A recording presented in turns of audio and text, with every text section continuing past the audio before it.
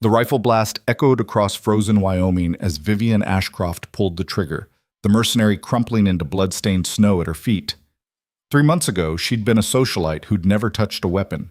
Now she stood defending a ranch that wasn't hers, protecting a child who wasn't her daughter, beside a man who'd married her out of necessity, not love. The men hunting her across 2,000 miles wouldn't stop until she was dead.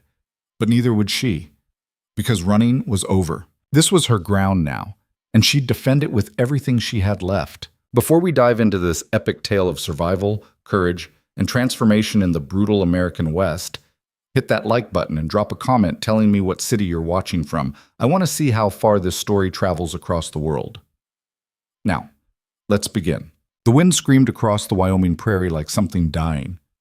Ethan Calloway stood on the frozen platform of Cascade Station, collar pulled tight against his neck, watching his breath turn to ice crystals in the November air. The temperature had dropped 20 degrees since morning. His fingers were numb inside his gloves. Behind him, the small frontier town huddled against the mountains, smoke rising from chimneys in thin, desperate columns. The train was late. Of course it was late. "Papa, I'm cold." He looked down at Emma, his 6-year-old daughter bundled in wool blankets until only her face showed, red-cheeked and miserable. Her mother's eyes stared back at him, Sarah's eyes, green as summer grass, now watching him from a face that got more like hers every damn day. "I know, sweetheart. Won't be long now." A lie. The train could be another hour, could be 3. Wyoming didn't care about schedules. Emma shifted closer to his leg. "Do we have to get her?" Ethan didn't answer right away. The question sat heavy between them, joining all the other questions he'd avoided for weeks. Did they have to do this? Was he making a terrible mistake? What kind of man ordered a woman through the mail like a piece of furniture? The kind who was drowning, that's what kind. "Yes," he said finally. "We have to." Sarah had been gone 14 months. Pneumonia, fast and merciless, taking her from fever to coffin in less than a week. He'd managed alone at first, or thought he had, but running a cattle ranch through a Wyoming winter while raising a grieving child was like trying to hold water in his bare hands. Everything slipped through. The meals were burned or forgotten. Emma cried herself to sleep most nights. The house felt like a tomb, and Ethan was so goddamn tired he sometimes forgot what day it was. So he'd done what desperate men do. He'd written to a matrimonial agency in Chicago, paid $60 for them to find him a practical woman of good character suited for frontier life. Someone who could cook, clean, handle ranch work, and help raise Emma. No romance, no courtship, just honest work in exchange for security and a roof. He'd received one response, a brief letter from someone named Margaret Brennan, a widow from Illinois. 34 years old, experienced with children, used to hard work. The handwriting was plain, the tone businesslike. Perfect. He'd sent her train fare and a wedding band. She was supposed to arrive today. The whistle cut through the wind like a blade. Ethan straightened as the locomotive emerged from the white curtain of snow, black iron beast belching steam, slowing with a shriek of brakes that set his teeth on edge. 3 passenger cars and a freight wagon. The train lurched to a stop, and already passengers were climbing down. Ranch hands, a traveling salesman, an old woman with a cane. He scanned the platform. No one matching Margaret Brennan's description. Then she appeared, and Ethan's stomach dropped straight through the frozen ground. The woman descending from the first-class car wasn't Margaret Brennan. Couldn't be. This woman wore a tailored traveling coat in deep burgundy velvet, cinched at the waist with silver buttons. Her dress beneath was silk, not cotton. Her hat was adorned with actual feathers, leather gloves, polished boots, a fur-lined collar. She looked like she'd stepped out of a painting in some Boston museum. Red hair coiled beneath her hat in elaborate braids. Pale skin that had never seen a day of real sun. Delicate hands gripping a leather valise like it might save her life. She stood on the platform looking utterly, completely lost. "Papa?" Emma whispered. "Who's that?" "I don't know." But he had a sick feeling he did. The woman's eyes swept the platform. Blue eyes, bright and frightened, until they landed on him. Something flickered across her face. Recognition, maybe. Or dread. She walked toward him. Each step careful, measured, like she was crossing ice. When she stopped 3 feet away, Ethan could see she was younger than Margaret Brennan was supposed to be. Maybe 26, 27. Her face was beautiful in that untouchable way city women had, all smooth angles and expensive powder. Mr. Calloway? Her voice was soft.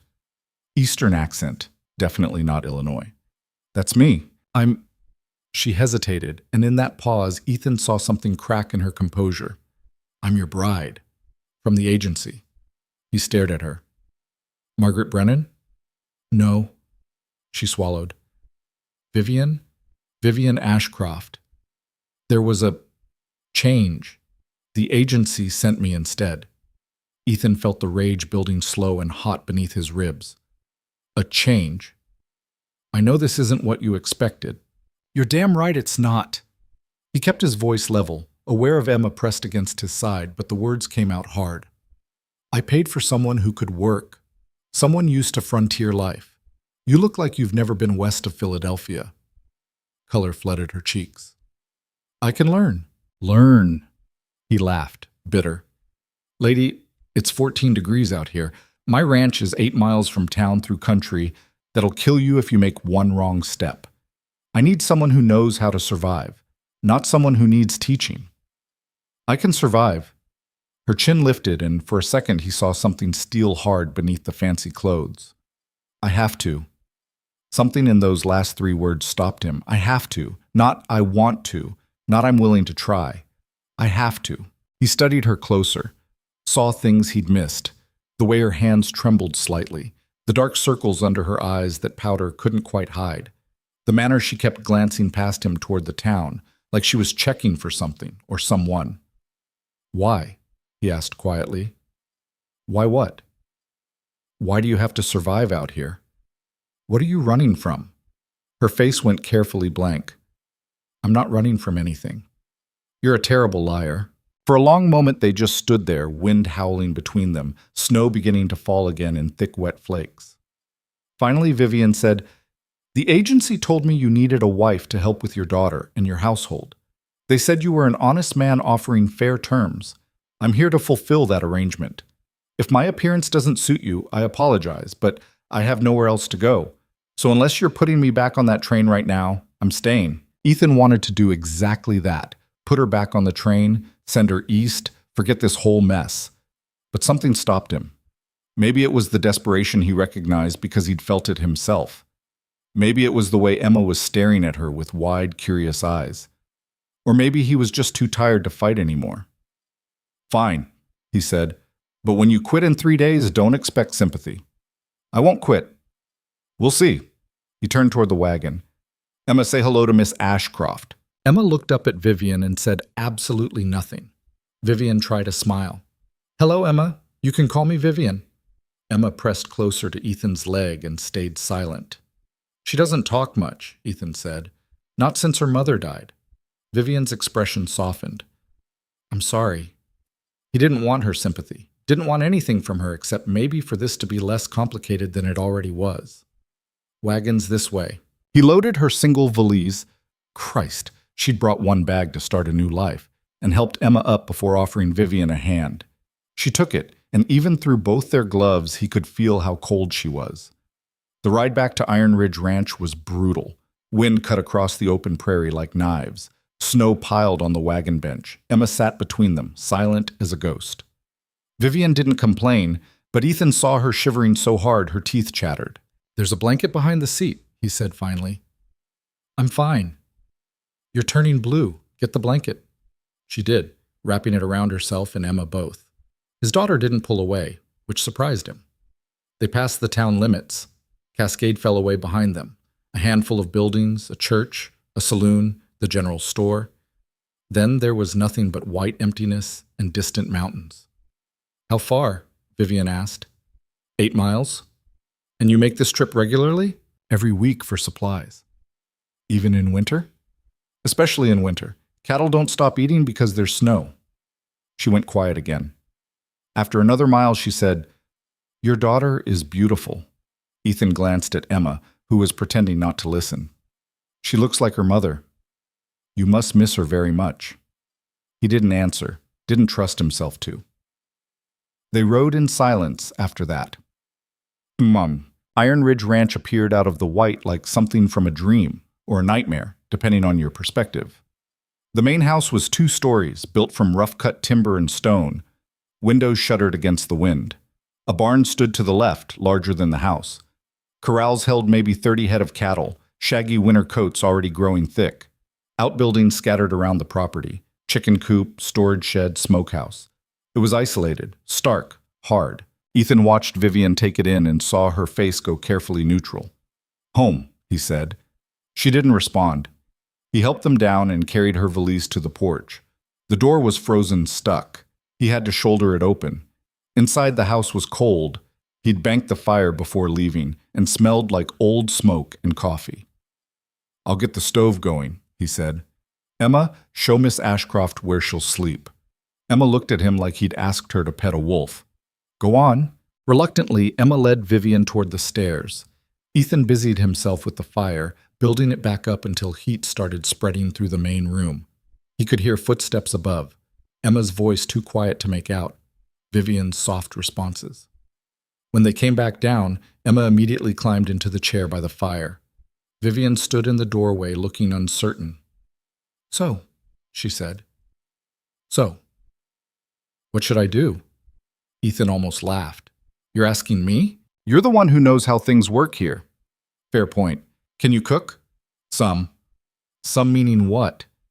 "I can make tea, toast, eggs if they're not too complicated." "Christ. What about cleaning?" "We had staff for that." "Of course they did." "Laundry?" "Also staff." "Sewing? Mending?" She hesitated. "I can embroider." "Embroider?" He rubbed his face. "That's real useful when your dress tears on barbed wire." "I said I could learn." "Learning takes time. Winter doesn't wait for lessons." Her jaw tightened. "Then teach me, right now. Whatever you need done, show me how." He studied her, still wearing that ridiculous velvet coat, hair still perfect despite the wind. But something in her eyes was different now, harder, more determined. "Fine. First lesson. Take off that coat and put on something you can actually move in."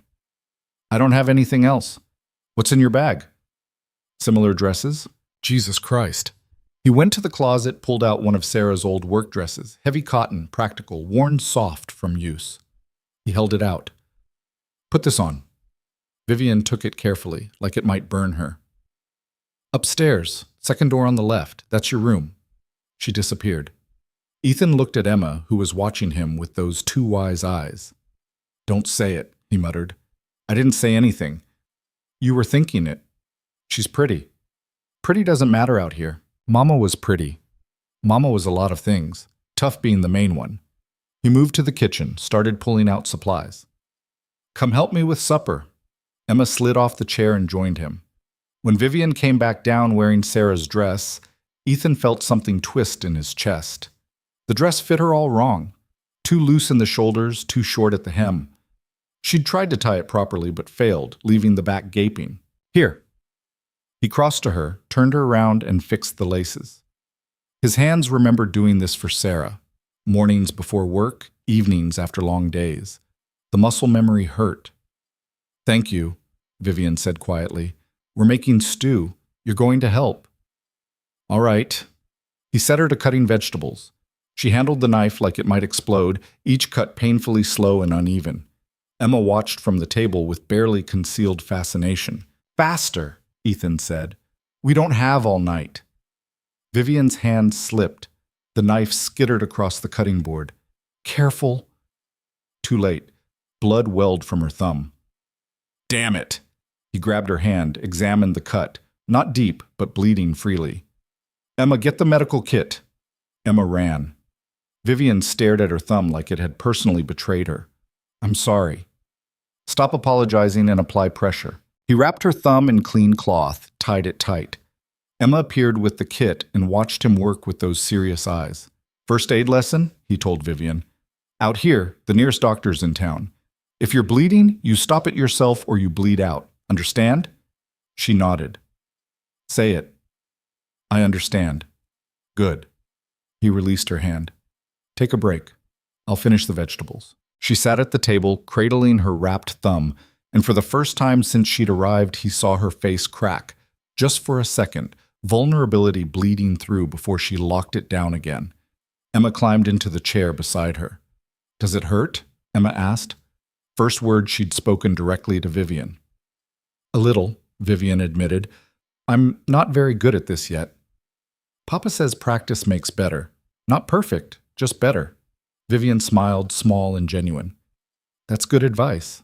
They sat together while Ethan finished cooking. The stew came out decent: beef, potatoes, carrots, onions, all thick and hot. He served 3 bowls and they ate in silence broken only by wind rattling the windows. Afterward, Emma helped clear the table while Vivian watched, clearly wanting to help but unsure how. "Tomorrow," Ethan said. "We start early. 5 a.m. I'll show you how things work around here. Feeding chickens, milking, gathering eggs, all of it. You're going to be cold, tired, and probably want to quit. Don't care. You do the work anyway. Clear?" "Clear." "Good. Get some sleep. You'll need it." Emma hugged him good night and headed upstairs without looking at Vivian. Vivian stood. "Mr. Calloway." "Ethan."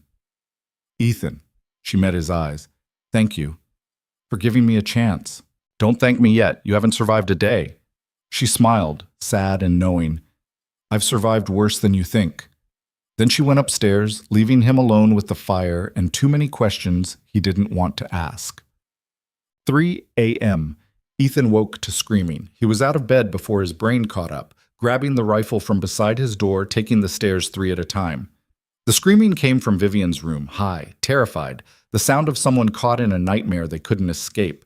He burst through her door. She was sitting up in bed, gasping, eyes wide and unseeing in the darkness. Her hands clutched the blankets like they were the only thing keeping her tethered to earth. "Vivian." She didn't hear him. "Vivian!" Her eyes focused, saw him. She flinched back against the headboard. "It's me," he said, lowering the rifle. "You're safe. You were dreaming." Understanding crept into her face, followed by embarrassment. "I'm sorry. I didn't mean. I'm sorry." "What were you dreaming about?" "Nothing. It was nothing." "That wasn't nothing."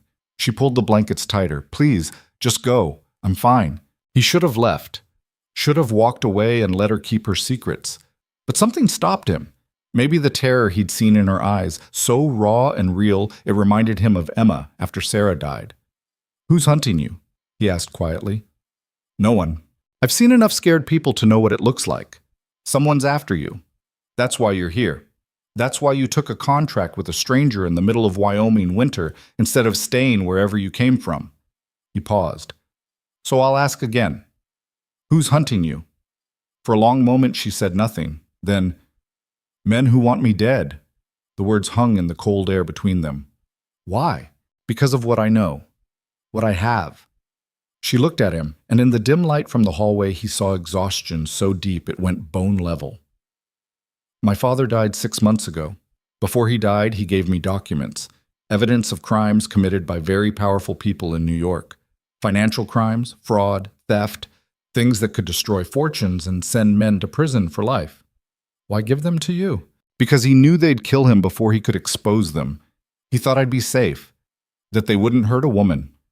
She laughed, bitter and broken. "He was wrong. They came for me 3 weeks after his funeral, tried to force me into a marriage that would give them legal control of everything, my inheritance, the documents, all of it. When I refused, they made it clear refusal wasn't an option. So you ran." "I ran." She met his eyes. "I changed my name, paid the matrimonial agency to send me as far from New York as possible. Somewhere no one would think to look. I thought," her voice cracked, "I thought I'd be safe here." Ethan set the rifle against the wall and sat on the edge of the bed, keeping distance between them. "These men," he said, "they dangerous?" "Very." "Rich?" "Extremely." "The kind who hire people to solve their problems?" She nodded. Christ. He'd thought she was running from a bad marriage, maybe creditors. This was worse. Much worse. "Do they know you're here?" "I don't think so. I was careful, but—" She swallowed. "Men like that don't stop. They have resources, connections. Eventually they'll find me. And when they do? I don't know." She looked at her hands. I've tried not to think about it. Ethan stood, walked to the window, looked out at the black frozen landscape. His ranch, his home, the place where he'd buried his wife and where he was trying to raise his daughter in something resembling peace. Now he'd brought danger straight to his door. Smart thing would be to put Vivian back on the train tomorrow. Send her away before whatever was chasing her caught up. Protect Emma, protect himself. But the smart thing felt like cowardice. All right, he said. All right, what? You can stay, for now. On one condition. What condition? He turned to face her. You tell me everything.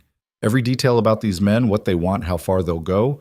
I can't protect you if I don't know what's coming. I don't need you to protect me. Yes, you do. You need exactly that. Because when they come, and they will come, you'll be fighting Wyoming winter and whoever they send. You won't survive both without help. She studied him for a long moment. Why would you help me? You don't even want me here. Maybe not, but I know what it's like to lose someone to forces you can't control. I know what it's like to feel helpless. He paused. And I know what it's like to need help and have no one to ask. Something in her face softened. Thank you, she whispered. Don't thank me yet. Surviving winter is harder than surviving rich men. We'll see which one kills you first. He left her there, closing the door behind him. Back in his room, Ethan didn't sleep. Just sat on the edge of his bed, rifle across his knees, listening to the wind and wondering what the hell he'd just gotten himself into.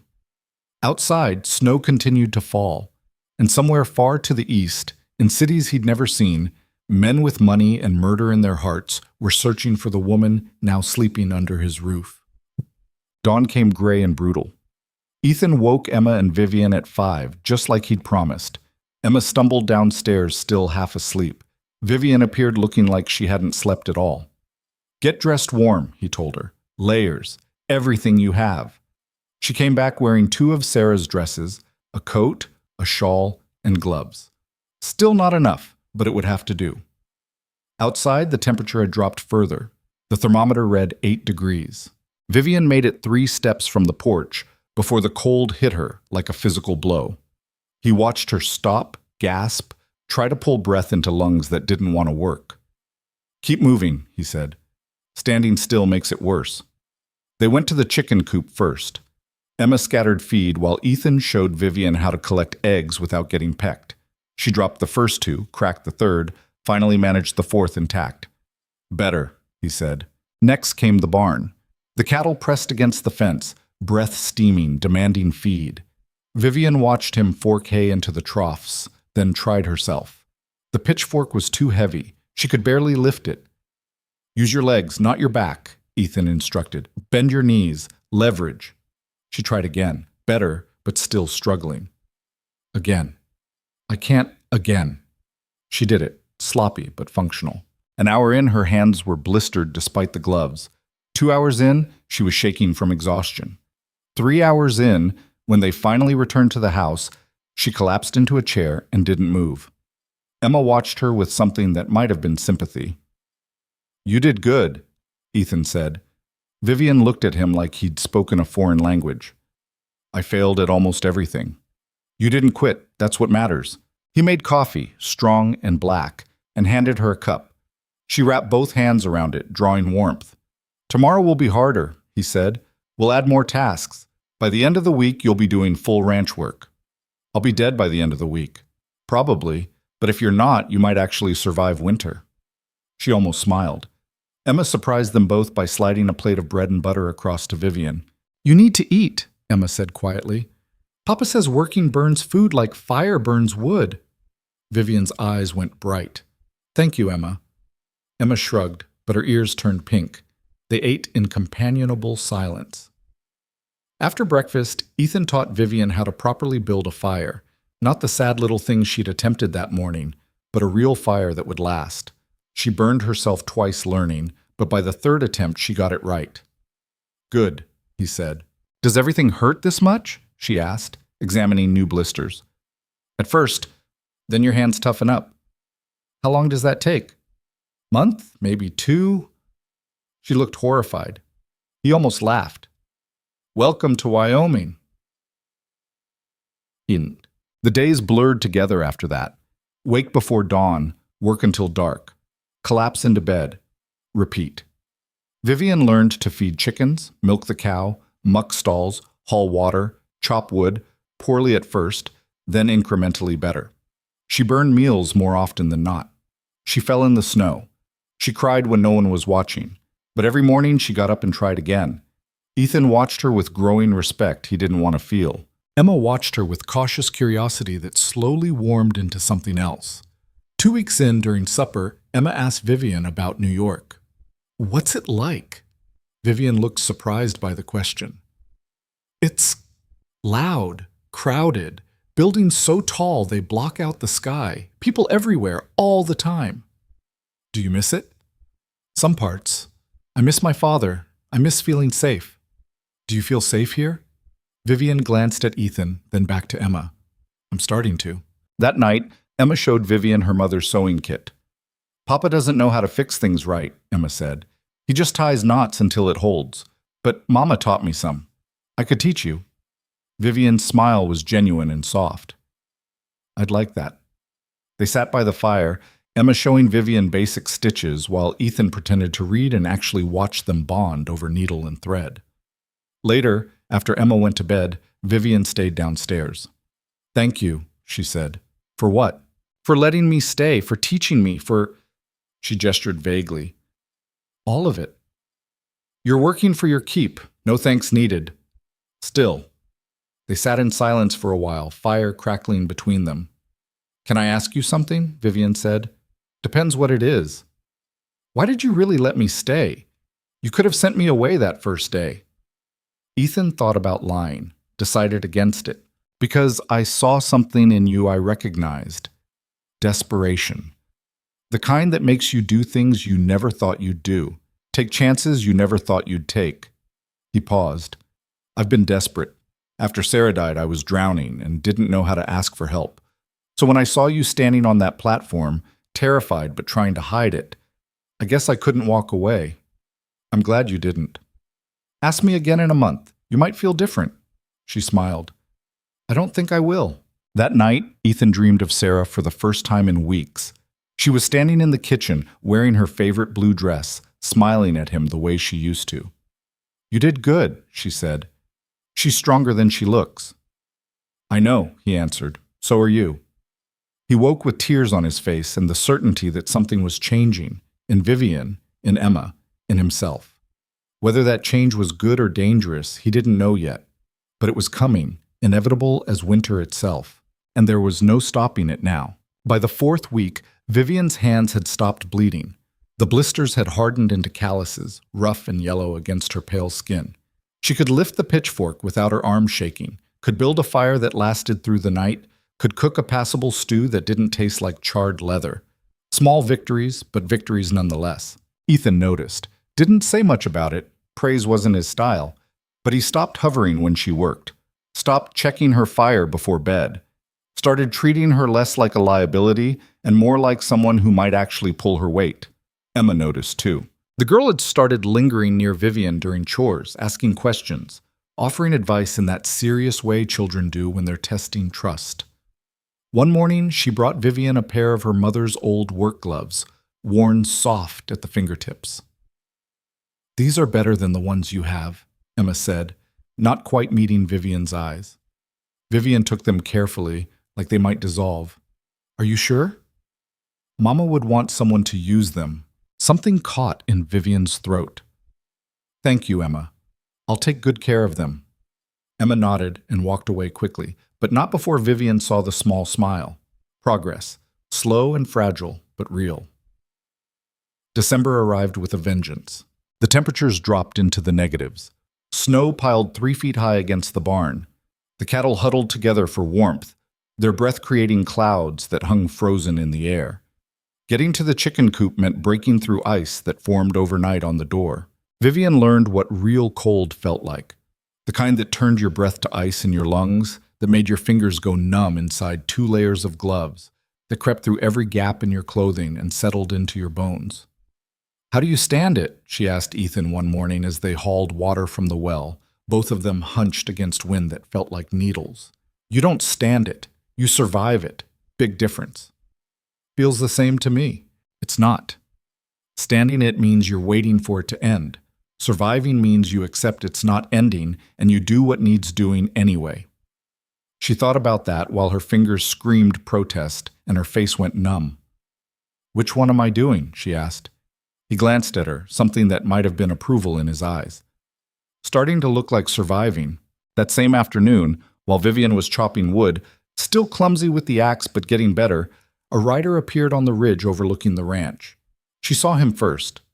Stopped mid-swing, axe frozen above her head, staring at the distant figure silhouetted against gray sky. Ethan came out of the barn, saw where she was looking, and his hand dropped immediately to the rifle he now carried everywhere. Inside, he said quietly. Now. Who is it? Don't know. Don't care. Inside. Vivian grabbed Emma, who'd been scattering chicken feed, and hustled her toward the house.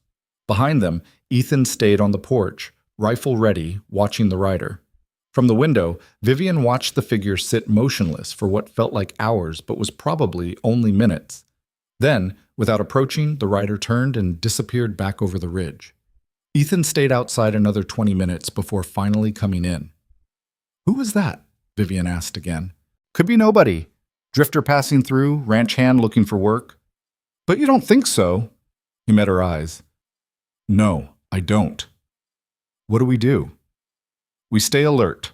I'll ride into town tomorrow, talk to Sheriff Mercer, see if anyone's been asking questions about strangers arriving from back east. Fear coiled cold in Vivian's stomach. You think they found me. I think someone's watching the ranch. Whether it's related to you or just someone scoping out an isolated property, doesn't matter. Either way, we prepare. That night, Ethan taught Vivian how to load and fire the rifle. They went behind the barn where the sound wouldn't carry as far. Emma stayed inside. Ethan didn't want her anywhere near weapons if he could help it. Hold it firm against your shoulder, he instructed, positioning the stock. Loose and the recoil will knock you on your ass. Tight, and it just kicks hard. Vivian braced herself. See that fence post? 40 yards out. Aim for that. She squinted down the barrel, finger on the trigger. Breathe out slow. Squeeze, don't pull. She fired. The shot went wide by 3 feet, the recoil slamming into her shoulder hard enough to make her stumble. The sound echoed across the frozen prairie like thunder. Again. She reloaded, aimed, fired, closer this time, but still missed. You're flinching before you shoot. Stop anticipating the kick. Easy for you to say. Never said it was easy, said it was necessary. Again. They practiced until her shoulder was bruised and her ears rang. By the 20th shot, she finally hit the post. Better, Ethan said. Keep practicing. Every day until you can hit it 9 times out of 10. What if they come before I'm ready? Then you better learn fast. He took the rifle back, started walking toward the house, then stopped and turned. Vivian. Yes? When they come, if they come, I need to know you won't freeze, that you'll do what's necessary to protect yourself and Emma. She met his eyes, saw the seriousness there, the worry he was trying to hide. I won't freeze, she said. I promise. Good, because I can't protect all of us if I'm worried about you panicking. It should have offended her. Instead, it felt like trust. The next morning, Ethan rode into Cascade while Vivian stayed with Emma, rifle loaded and within reach. Nothing happened. The day passed slow and tense. Vivian jumped at every sound. Wind against the shutters, cattle lowing, snow sliding off the roof. Emma sensed her fear and stayed close, unusually quiet. When Ethan returned near dusk, Vivian met him at the door. Well? He dismounted, face grim. Sheriff says a man came through town 3 days ago. Well-dressed, city type, asking if anyone had seen a red-haired woman traveling alone. Vivian's blood went cold. What did the sheriff tell him? Nothing. Mercer doesn't trust outsiders asking questions. Told the man to move along. He paused. But someone in town might have talked. Bartender at the saloon, maybe. Or one of the ranch hands. People talk, especially when there's money involved. So they know. They suspect. Difference is, suspecting means they're still looking. Knowing means they'd already be here. Small comfort. What do we do? Ethan started unsaddling his horse. We get ready. I'm boarding up some windows tomorrow, laying in extra ammunition, making sure we can hold this place if we need to. You think it'll come to that? I think hoping for the best and preparing for the worst has kept me alive this long. He looked at her. How much are these documents worth, the ones your father gave you? Millions. Maybe tens of millions in damages if they were made public. Prison sentences for everyone involved. And these men would rather kill you than let that happen? She nodded. Then yeah, it's coming to that. That night, sleep was impossible. Vivian lay in bed listening to every creak of the house, every gust of wind, imagining footsteps that weren't there. Around midnight, she gave up and went downstairs. Ethan was sitting by the fire, rifle across his knees. Couldn't sleep either? She asked. Sleep's overrated. She sat across from him. The fire cast shadows that danced across his face, making him look older, harder. I'm sorry, she said quietly. For what? For bringing this to your door. For putting Emma in danger. For... Stop. He leaned forward. You didn't bring this anywhere. Those men made their choices long before you got here. You're just trying to survive the consequences of someone else's greed. Still, you didn't sign up for this. I signed up for a mail-order bride who'd help with the ranch. Got one who shoots passively and doesn't complain when her hands bleed. Could be worse. She almost smiled. That's a generous interpretation. I'm a generous man. They sat in comfortable silence for a while. Can I ask you something? Vivian said. Seems to be your favorite question. What was she like? Your wife? Ethan's expression shifted. Not closing down exactly, but going somewhere distant and private. Sarah was tough. Tougher than me in a lot of ways. Came west from Ohio when most women wouldn't dream of it. Learned to shoot, ride, work cattle. Never complained about the cold or the isolation or the hard years. He paused. She was fierce, especially about Emma. Would have fought a grizzly bear barehanded if it meant keeping that girl safe. She sounds remarkable. She was. He stared into the fire. Losing her was like losing a limb.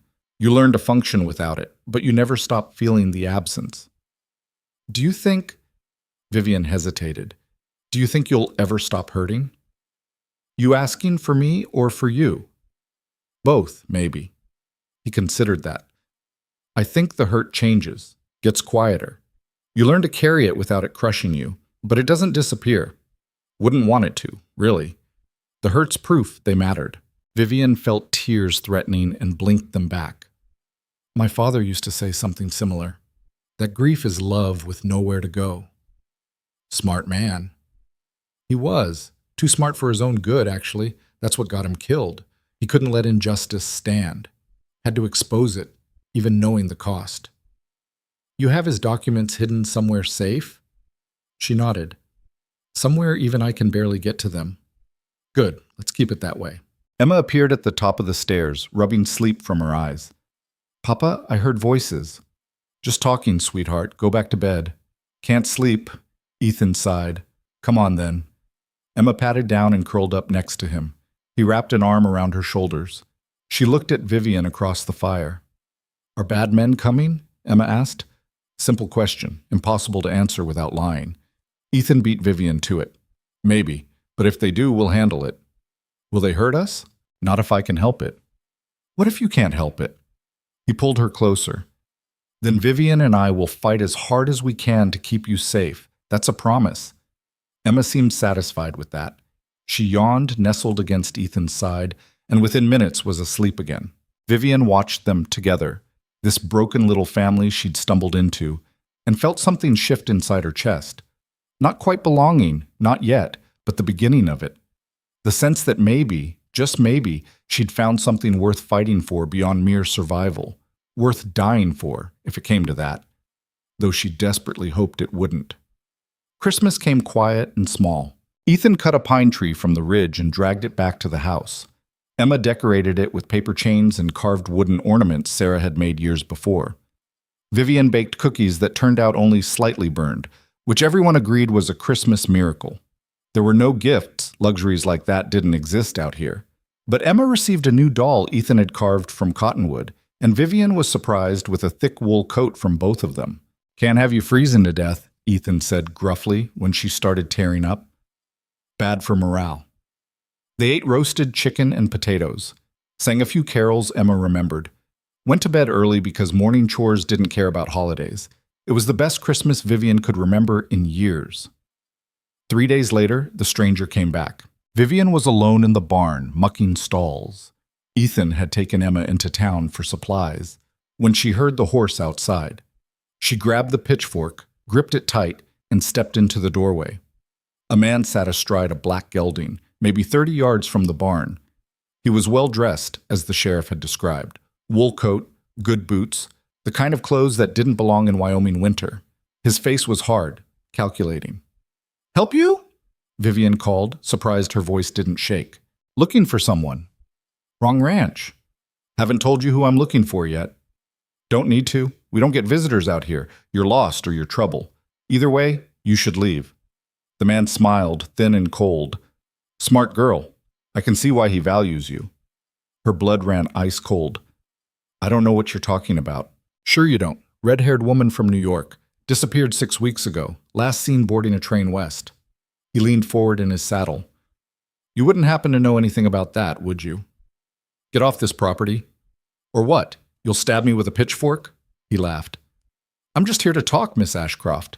Or should I say Mrs. Calloway? Interesting development, that. Married a rancher within days of arriving. Convenient." "How do you know your name? Know you're married?" He shrugged. "We have resources, connections. Did you really think you could hide in the middle of nowhere forever?" Vivian's hands tightened on the pitchfork.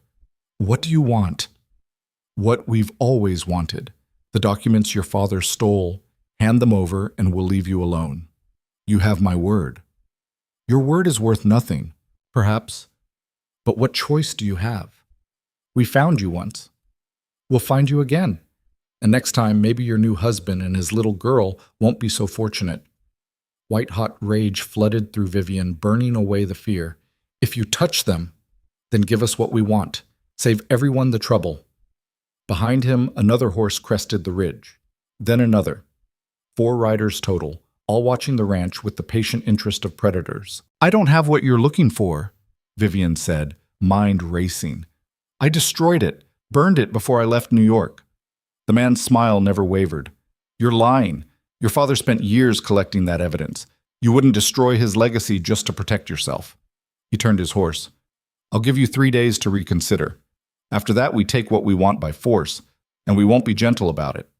He rode away, the other men following. Vivian stood shaking in the barn doorway until they disappeared over the ridge. Then she ran to the house, grabbed the rifle, and loaded every weapon they owned. When Ethan and Emma returned an hour later, they found her sitting on the porch, rifle across her lap, face white but determined. "They came," she said, before Ethan could even dismount. He went very still. "How many?" "5 that I saw. Their leader knew my name, knew about the marriage, gave me 3 days to hand over the documents." "Emma, inside!" Ethan's voice was sharp. "Now!" Emma obeyed without argument. Ethan tied off his horse and sat beside Vivian on the porch. "Tell me everything." She did. Every word, every threat, every detail she could remember. When she finished, Ethan sat silent for a long moment. "All right," he said finally. "All right what?" "All right, we fight. 3 days gives us time to prepare.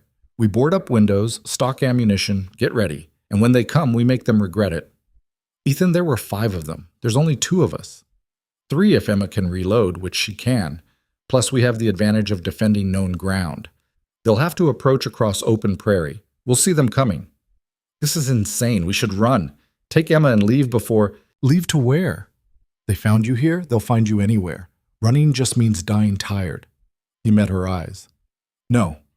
We make our stand here. On our terms. This isn't your fight.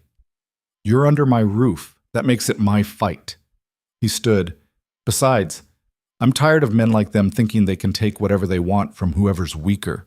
Time someone reminded them there's a cost." Vivian stared at him, this hard, stubborn man who'd taken her in when he didn't have to, who taught her to survive when she didn't think she could. "Thank you," she whispered. "Thank me when we're still alive in 4 days." They spent the next 72 hours preparing for war. Ethan boarded up the lower windows with heavy planks. leaving only narrow shooting slots. He stockpiled ammunition and water in the house, moved the cattle to the far pasture where they'd be out of the line of fire, checked and rechecked every weapon until he was satisfied.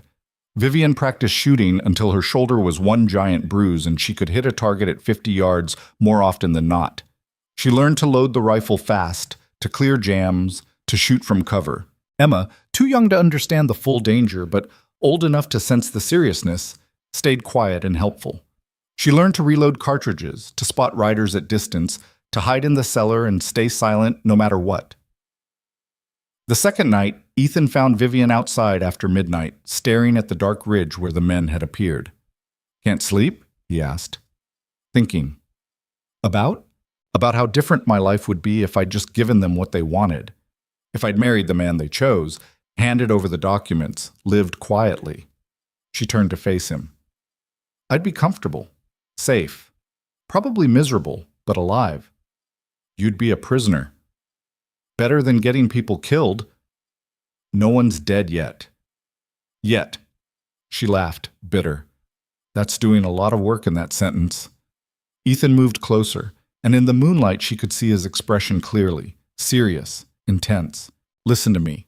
Whatever happens in the next few days, whatever goes wrong or right, you don't get to blame yourself for other people's evil. You didn't create this situation. You're just trying to survive it the only way you know how. By dragging you down with me. By trusting someone when you had no reason to. By being brave when you could have surrendered." He paused. "Sarah would have liked you. She respected courage more than just about anything." Vivian felt tears threaten. "I'm not brave, I'm terrified." "Same thing, usually. Brave is just being terrified and doing it anyway." She wiped her eyes quickly. "When this is over, if we survive, I need to tell you something." "Tell me now." "No. After. When we're safe. It'll mean more then." He studied her for a long moment, then nodded. "All right. After." They stood together in the cold dark, waiting for a war they didn't want but couldn't avoid. And on the third day, just after dawn, the riders came. Vivian spotted them first, 5 horses cresting the ridge, moving slow and deliberate through knee-deep snow. The sun was barely up, painting the sky blood-red behind them. "Ethan!" she called. He appeared instantly, rifle already in hand. Took one look and shouted, "Emma! Cellar! Now!" Emma dropped the feed bucket she'd been carrying and ran for the house. The riders stopped maybe 200 yards out, just beyond accurate rifle range. The leader, the same man who'd threatened Vivian 3 days ago, nudged his horse a few steps forward. "Miss Ashcroft," he called. "Last chance, the documents for your lives." Vivian stepped onto the porch beside Ethan. "Go to hell." The man shrugged. "Your choice." He wheeled his horse and retreated behind the ridge. For a long moment, nothing happened. Then gunfire erupted. Bullets slammed into the house, splintering wood, shattering the few remaining exposed windows. Vivian dropped to the porch floor, Ethan covering her with his body. More shots came, a sustained barrage that seemed to come from multiple directions. "They split up," Ethan shouted over the noise. "Trying to pin us down." They crawled inside. Ethan took position at the front window slot. Vivian ran to the back. She could see 2 riders circling toward the barn, using it for cover. When one showed himself to take a shot, Vivian squeezed the trigger. She missed, but the rider jerked back behind the barn wall. "Good," Ethan called. "Keep them nervous." The siege settled into a tense rhythm. The attackers would fire in bursts, trying to find gaps in their defense. Ethan and Vivian would return fire, conserving ammunition, making each shot count. An hour passed. Then 2. Vivian's ears rang from the constant gunfire. Her hand shook from adrenaline. But she kept shooting, kept reloading, kept the attackers at bay. Then fire bloomed in the barn. "No!" Ethan roared. Flames licked up the dry wood, spreading fast. Black smoke billowed into the morning sky. "They're trying to burn us out!" Vivian shouted. "Stay here! Keep shooting!" Ethan ran outside before she could stop him, racing toward the barn through a hail of bullets. Vivian lay down covering fire, shooting at anything that moved. One of the riders rose up to take aim at Ethan's back. Vivian didn't think. Just aimed and fired. The rider fell from his horse. She'd hit him. Actually, hit him. The realization made her stomach lurch, but there was no time to process it. Ethan reached the barn, threw open the doors, started driving terrified cattle out into the snow. More gunfire. A bullet caught Ethan in the side, spinning him around. "Ethan!" He went down on one knee, hand pressed to his ribs, but kept moving. Got the last of the cattle out before stumbling back toward the house. Vivian met him at the door, dragged him inside. Blood soaked through his shirt, dark and spreading. "How bad?" she asked, voice surprisingly steady. "Bad enough. Not fatal." He gritted his teeth. "Bandage it. Quick." She tore his shirt open, pressed cloth against the wound. The bullet had gouged a deep furrow along his ribs but hadn't penetrated. He'd live if they could stop the bleeding. Outside, the shooting had stopped. Vivian risked a look through the window slot. The barn was fully engulfed now, flames reaching toward the sky. The remaining riders had pulled back, regrouping. "Why'd they stop?" she whispered. "Probably waiting for the fire to spread to the house, or for us to run out of ammunition." Ethan tried to stand, grunted with pain. "How many did you hit?" "One? Maybe two.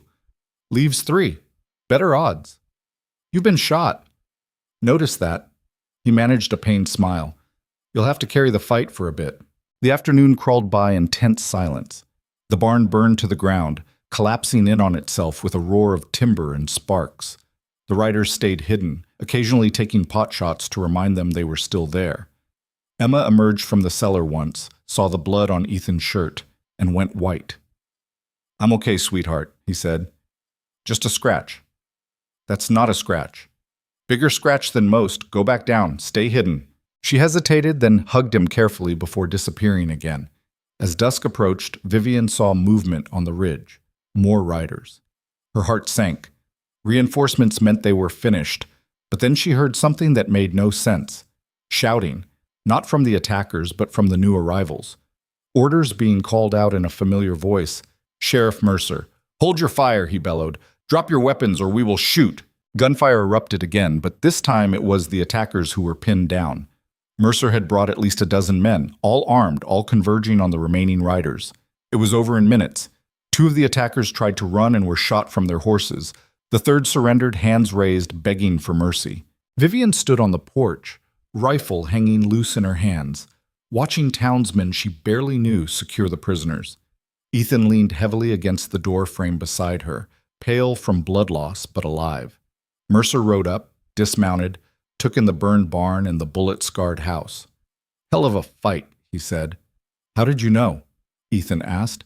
"Eleanor Pierce, the schoolteacher. She came to me 2 days ago, said she had information about men planning an attack on your ranch. Told me everything." He glanced at Vivian. "She also said you had evidence that could bring down some very powerful people back east." Vivian nodded, too exhausted to lie anymore. "Well," Mercer said, "I think we better have a talk about that. But first, let's get you both looked after." The town doctor stitched Ethan up while Vivian gave her statement to Sheriff Mercer. She told him everything, her father's investigation, the Hawthorne family's crimes, the evidence she'd been hiding. When she finished, Mercer sat back with a low whistle. "This is bigger than anything I've ever handled. I'll need to contact federal marshals. This goes way beyond Wyoming law." "Will she be safe?" Ethan asked from the cot where the doctor had ordered him to rest. "Safer than she was. These men won't be going anywhere except prison.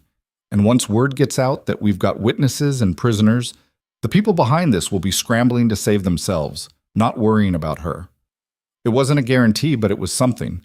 That night, the townsmen stayed to help guard the ranch. They brought food, supplies, offers of lumber to rebuild the barn. Men who judged Vivian when she first arrived now treated her with respect born from seeing her fight.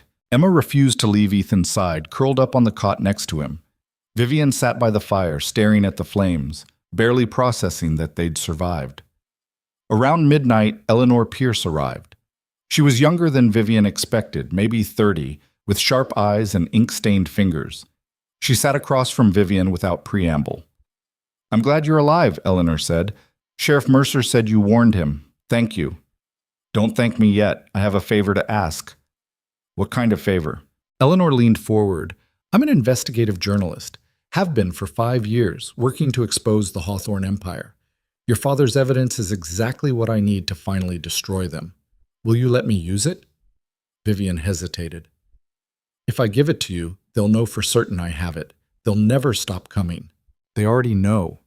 And if we publish, if we expose everything, they'll be too busy fighting legal battles to worry about revenge.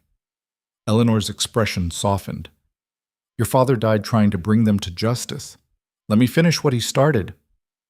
Vivian looked across the room at Ethan and Emma, at this fragile family she was becoming part of, at the home she'd built from nothing in this brutal, beautiful place. All right, she said. I'll give you the documents. Burn them all down.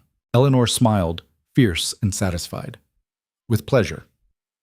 The next morning, Vivian rode into town with Eleanor and retrieved the documents from where she'd hidden them, sealed in oilcloth, buried behind a loose board in the church wall. Eleanor handled them like holy relics. This is remarkable work, she breathed, scanning pages. Years of evidence, account ledgers, correspondence, witness testimony. This will destroy them. Good, Vivian said. They deserve worse. Back at the ranch, Ethan was up and moving despite the doctor's orders, already planning the barn rebuild. You should be resting, Vivian scolded. I'll rest when I'm dead. Right now we need shelter for the cattle before the next storm. The cattle can wait. The cattle are how we survive. They don't wait for anything. She wanted to argue, but the stubborn set of his jaw told her it would be pointless. So instead, she grabbed tools and helped him start clearing the burned timber. They worked side by side in the cold afternoon sun, Emma playing nearby, and for the first time since arriving in Wyoming, Vivian felt something she hadn't expected. Peace. Not because the danger was over, the legal battles would take years and there would always be threats, but because she'd stopped running. She'd found people worth fighting for, worth staying for. And somehow, impossibly, she'd become someone worth fighting alongside. That night, after Emma had gone to bed and Ethan was finally resting properly, Vivian sat on the porch, watching stars emerge in the clear black sky. She heard the door open behind her. Ethan, moving stiffly, came to stand beside her. You should be in bed, she said. So should you. Can't sleep. Me neither. He eased down onto the porch step with a grunt. Hell of a few days. That's one way to put it. They sat in comfortable silence. You saved my life, Ethan said. When that rider had me in his sights, you shot him. I did. Bothering you? She considered lying, decided against it. Yes and no. I'm not sorry I did it, but I'm not comfortable with how easy it was either. That's good. Being too comfortable with killing makes you dangerous in the wrong ways. More silence. Vivian, Ethan said quietly, earlier you said you needed to tell me something after we survived. Her heart rate picked up. I did. We survived. She took a breath. I need to tell you that being here with you and Emma, it's become more than just hiding. More than survival. It's become home. Real home. Not just a place to sleep. She turned to look at him. And I know this started as an arrangement, a business transaction, but somewhere along the way it became something else for me. I don't know if you feel the same, and you don't have to, but I needed you to know that I'm not staying out of necessity anymore. I'm staying because I want to. Ethan was quiet for so long she thought she'd made a terrible mistake. Then he said, when Sarah died, I thought that was it. Thought I'd had my one chance at something real, and it was over. Didn't expect to feel anything for anyone again. He met her eyes. But you're not Sarah. You're something different, something I didn't know I needed. And yeah, this started as an arrangement, but it hasn't been that for a while now. What has it been? Partnership, family, beginning of something worth building on. Her throat went tight. So what do we do now? Now, we rebuild the barn, plant spring crops when the thaw comes, raise Emma, fight whatever comes next together instead of alone.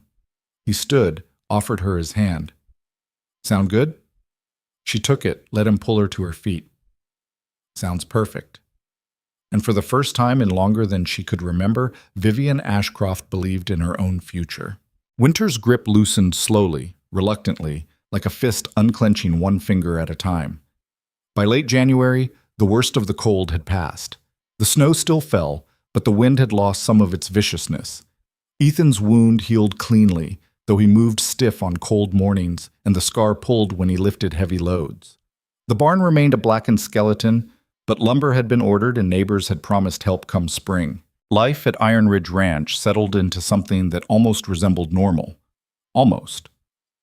Eleanor Pierce visited twice a week, always after dark, always carrying documents and questions. She worked with methodical precision, cross-referencing Vivian's evidence against her own research, building a case so airtight no lawyer in America could tear it apart.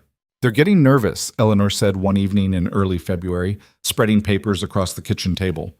"My contacts in New York say the Hawthorne family is moving assets, paying off witnesses, trying to bury anything that could connect them to the fraud." "Will it work?" Vivian asked. "Not a chance. Your father was too thorough. Every transaction documented, every bribe recorded, every piece of stolen property traced." Eleanor's smile was sharp as broken glass. "They're going to burn, and they know it." "When do we publish?" 2 weeks, maybe 3. I want everything verified twice over. When this hits the papers, it needs to be bulletproof." Ethan, cleaning his rifle by the fire, spoke without looking up. "Publishing makes Vivian a target again. You realize that?" "I do. But hiding forever isn't living. This way, at least the truth is out. The Hawthornes lose their power and Vivian gets her life back. Or she gets killed for revenge." Eleanor met his eyes. "That's a risk? But it's her choice to make." They both looked at Vivian. She thought about this girl who'd stepped off the train 3 months ago, terrified, desperate, running from shadows. That girl would have chosen safety, would have stayed hidden, would have spent her whole life looking over her shoulder. But that girl was gone. "We publish," Vivian said. "Whatever happens after, we deal with it." Ethan nodded slowly. "All right, but we prepare. Same as last time. Weapons ready, guard shifts, escape plan if things go bad." "You think they'll come again?" "I think desperate men do desperate things, and we just made them very desperate." Emma, listening from the stairs where she thought no one could see her, hugged her knees to her chest and tried not to be scared. The town of Cascade had changed its opinion of Vivian Ashcroft with the same swift certainty it had judged her in the first place. Where before she'd been the fancy East Coast woman who'd brought trouble, now she was the brave soul who'd stood against hired killers to protect honest folks from corrupt bankers.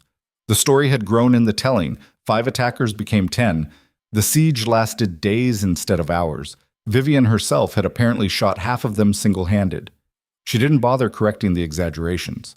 Let people believe what they wanted, but the change meant she could walk down Main Street without whispers following her, could shop at the general store without suspicious stares, could attend Sunday services at the small church without being treated like a curiosity.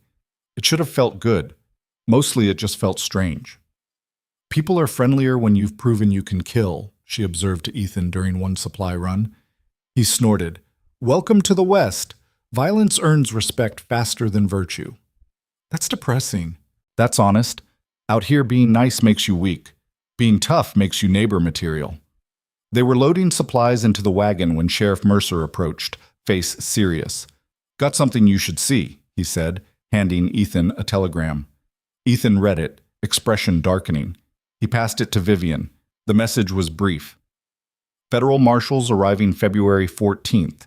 Require testimony from Vivian Ashcroft.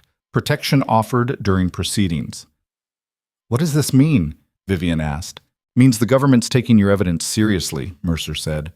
"They want you to testify before a grand jury in Cheyenne. Help them build criminal cases against everyone involved." "How long would that take?" "Weeks, maybe months. They'll put you up somewhere safe, keep you under guard until the trials." Vivian looked at Ethan, saw the tension in his jaw, the way his hands had gone still on the wagon rail. "And if I refuse?" she asked. "They can't force you to testify. But the cases get weaker without you. People who deserve prison might walk free." She thought of her father, dying to expose these crimes. Thought of all the families destroyed by the Hawthornes' greed. Thought of the weight of carrying that evidence alone for so long. "I'll do it," she said. "But I'm not leaving until after Eleanor publishes. The story goes public first, then I testify. That way, even if something happens to me, the truth is already out." Mercer nodded. "I'll let them know. Marshals will meet you in town on the 14th. Be ready to travel." After he left, Ethan was quiet all the way back to the ranch. "You're angry," Vivian said finally. "Not angry, worried." About what? About you being away for months. About Emma getting attached and then losing you. About... He stopped himself. About what? He pulled the wagon to a halt, turned to face her. About getting used to having you here and then having to let you go. Her heart did something complicated in her chest. Ethan, I know. This is important. Your father's legacy, justice for people who deserve it, all of that. I'm not saying don't go. I'm just saying I don't like it. I'll come back. You say that now, but Cheyenne's not Wyoming wilderness. It's civilization, comfort, people who speak your language and understand your references. You might remember what you left behind and decide you don't want to come back to freezing your ass off on a cattle ranch. She grabbed his hand, rough and scarred from years of hard work. Listen to me. I didn't survive a Wyoming winter and a gunfight with hired killers just to go back to being someone's decorative wife in a fancy parlor. This is my home now. You and Emma are my family. I'm coming back. Promise? I promise. He squeezed her hand once, hard, then released it and got the wagon moving again. Behind them, Emma sat quiet in the wagon bed, holding on to that promise like it might keep the world from falling apart. Valentine's Day arrived with unseasonable warmth and clear skies. The town had organized a dance at the community hall, a rare midwinter celebration meant to break up the monotony of cold and isolation. Practically everyone within 20 miles would attend. Music, food, gossip, the kind of social gathering that kept frontier communities from going mad during long winters. Ethan hadn't planned on going. Never had much use for dancing and socializing, but Emma had begged, and Vivian had pointed out it might be their last chance to do something normal before she left for Cheyenne, and somehow he'd been outvoted. So now he stood in his one decent shirt, collar too tight, boots polished, feeling like a fool, watching Vivian descend the stairs in a dress borrowed from Eleanor. It was simple, dark blue wool, nothing like the fancy clothes she'd arrived in, but the way it fit her, the way she'd done something with her hair that made it catch the lamplight, the small smile she gave him when she reached the bottom step. "You look beautiful," he said, and immediately felt like an idiot for saying it out loud. Her smile widened. "You don't look so bad yourself." "I look like a rancher playing dress-up." "You look handsome." Emma appeared between them, wearing Sarah's old church dress, altered to fit. "Can we go now? We're going to miss everything." The ride into town was cold but bearable. Stars emerged as dusk fell, bright and infinite against the darkening sky. Music drifted from the community hall, fiddles and guitars creating something lively and off-key but joyful. Inside, the hall was packed. Tables lined the walls, laden with food brought by every family. A makeshift band occupied one corner. The center floor was already crowded with dancing couples, ranch hands spinning their sweethearts, old married couples moving with practiced synchronization, children weaving between adults' legs. Emma disappeared immediately to find friends. Ethan and Vivian stood awkwardly near the door until Eleanor spotted them and waved them over. "You came," Eleanor said, genuinely pleased. "I wasn't sure you would." "Neither was I," Ethan muttered. The evening passed in a blur of introductions and small talk. People who'd kept their distance before now approached Vivian with offers of friendship, invitations to quilting circles and church committees, the thousand small gestures that meant acceptance in a tight community. Vivian handled it with grace. Ethan couldn't have managed, smiling and thanking and promising to visit when she returned from Cheyenne. Around 8, the band struck up a waltz.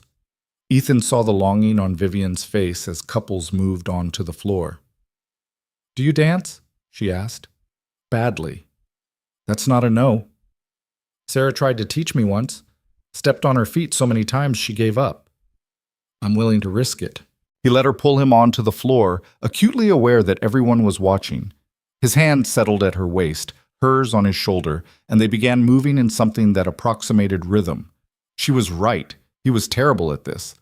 But she didn't seem to mind, just followed his stumbling lead and laughed when he nearly tripped over his own feet.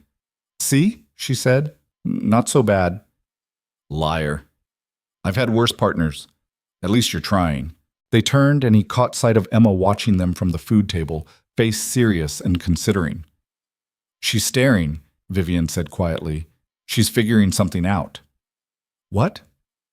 "Whether it's okay for her to be happy about this. About us." Vivian glanced at Emma, then back to Ethan. "Is there an us?" He thought about lying, about keeping things simple and uncomplicated. Decided he was tired of pretending. Starting to feel like there might be. Her hand tightened on his shoulder. Good, because I was hoping I wasn't imagining it. The song ended. They separated, both suddenly aware of how many people were watching with interest. Ethan excused himself to get punch. That's when everything went to hell.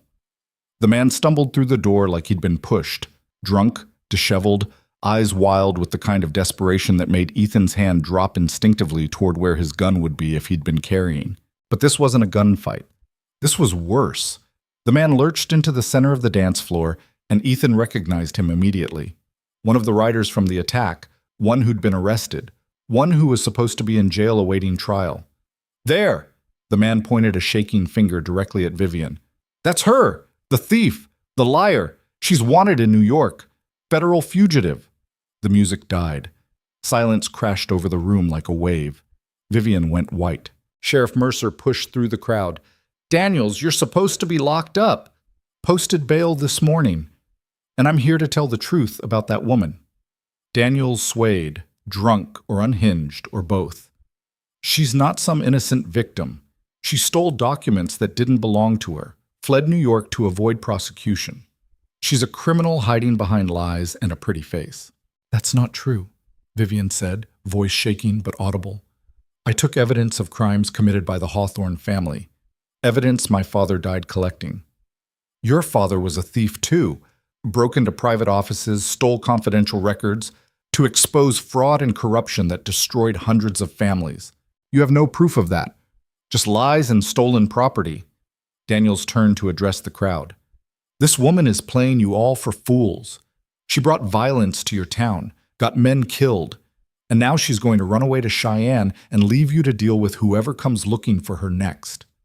Murmurs rippled through the crowd. Ethan saw doubt creeping back onto faces that had been friendly minutes before. That's enough, Mercer said, grabbing Daniel's arm. You're drunk, and you're leaving. I'm telling the truth. She's dangerous. Mark my words, more men will come. More violence, all because you're protecting a fugitive. Ethan moved before he thought about it, crossing the floor in 3 strides and planting himself between Daniels and Vivian. You're done talking, he said quietly. Daniels sneered. The loyal husband. Tell me, Calloway, did she tell you the whole truth, or just the parts that made her look innocent? Don't care. She's under my protection. That makes her my business, not yours. Your business until more killers show up. Then what? You going to fight off an army to protect a woman you barely know? If I have to. The answer surprised even him. But looking at Vivian, scared but standing tall, refusing to run or hide, he meant it. Mercer dragged Daniels toward the door. You're going back to jail, and this time you're staying there. Daniels fought against the sheriff's grip. You're all going to regret this. When the Hawthornes send their people, when this whole town burns because you chose the wrong side.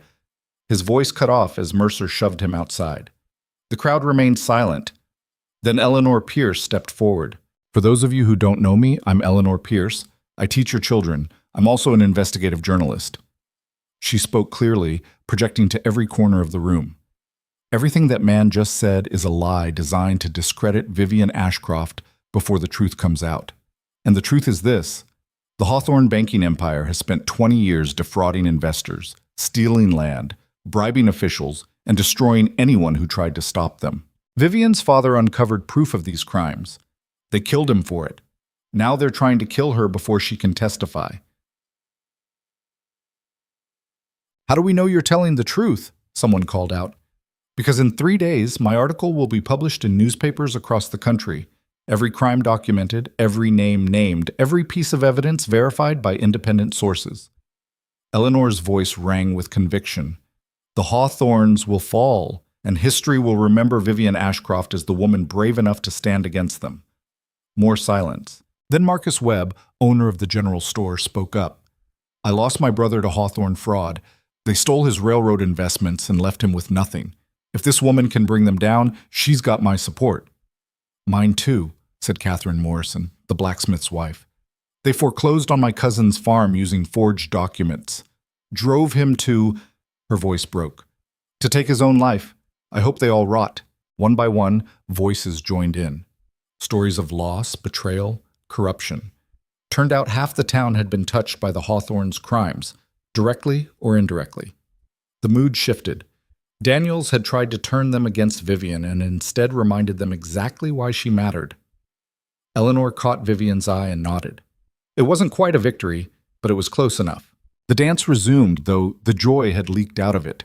People were more subdued now, conversations heavy with talk of justice and revenge. Ethan guided Vivian outside where they could breathe. "You all right?" he asked. She nodded, but her hands were shaking. "I thought I was ready for this, for people knowing, for the confrontation. But standing there while he called me a liar in front of everyone, you didn't back down. That's what matters. Eleanor saved me. If she hadn't spoken up, you would have defended yourself. Maybe not as eloquently, but you would have fought back. You're not the same person who arrived in November." She leaned against the wall, eyes closed. "Sometimes I don't recognize myself anymore. The woman I was would have crumbled under that kind of public attack, would have run away crying. The woman you are stood her ground and let people see her strength. That's growth, not loss. It doesn't feel like growth. It feels like becoming someone harder, someone I'm not sure I like." Ethan moved closer, close enough that she could feel his warmth in the cold night air. "You want to know what I see when I look at you?" he said quietly. "What?" "Someone who survived impossible odds.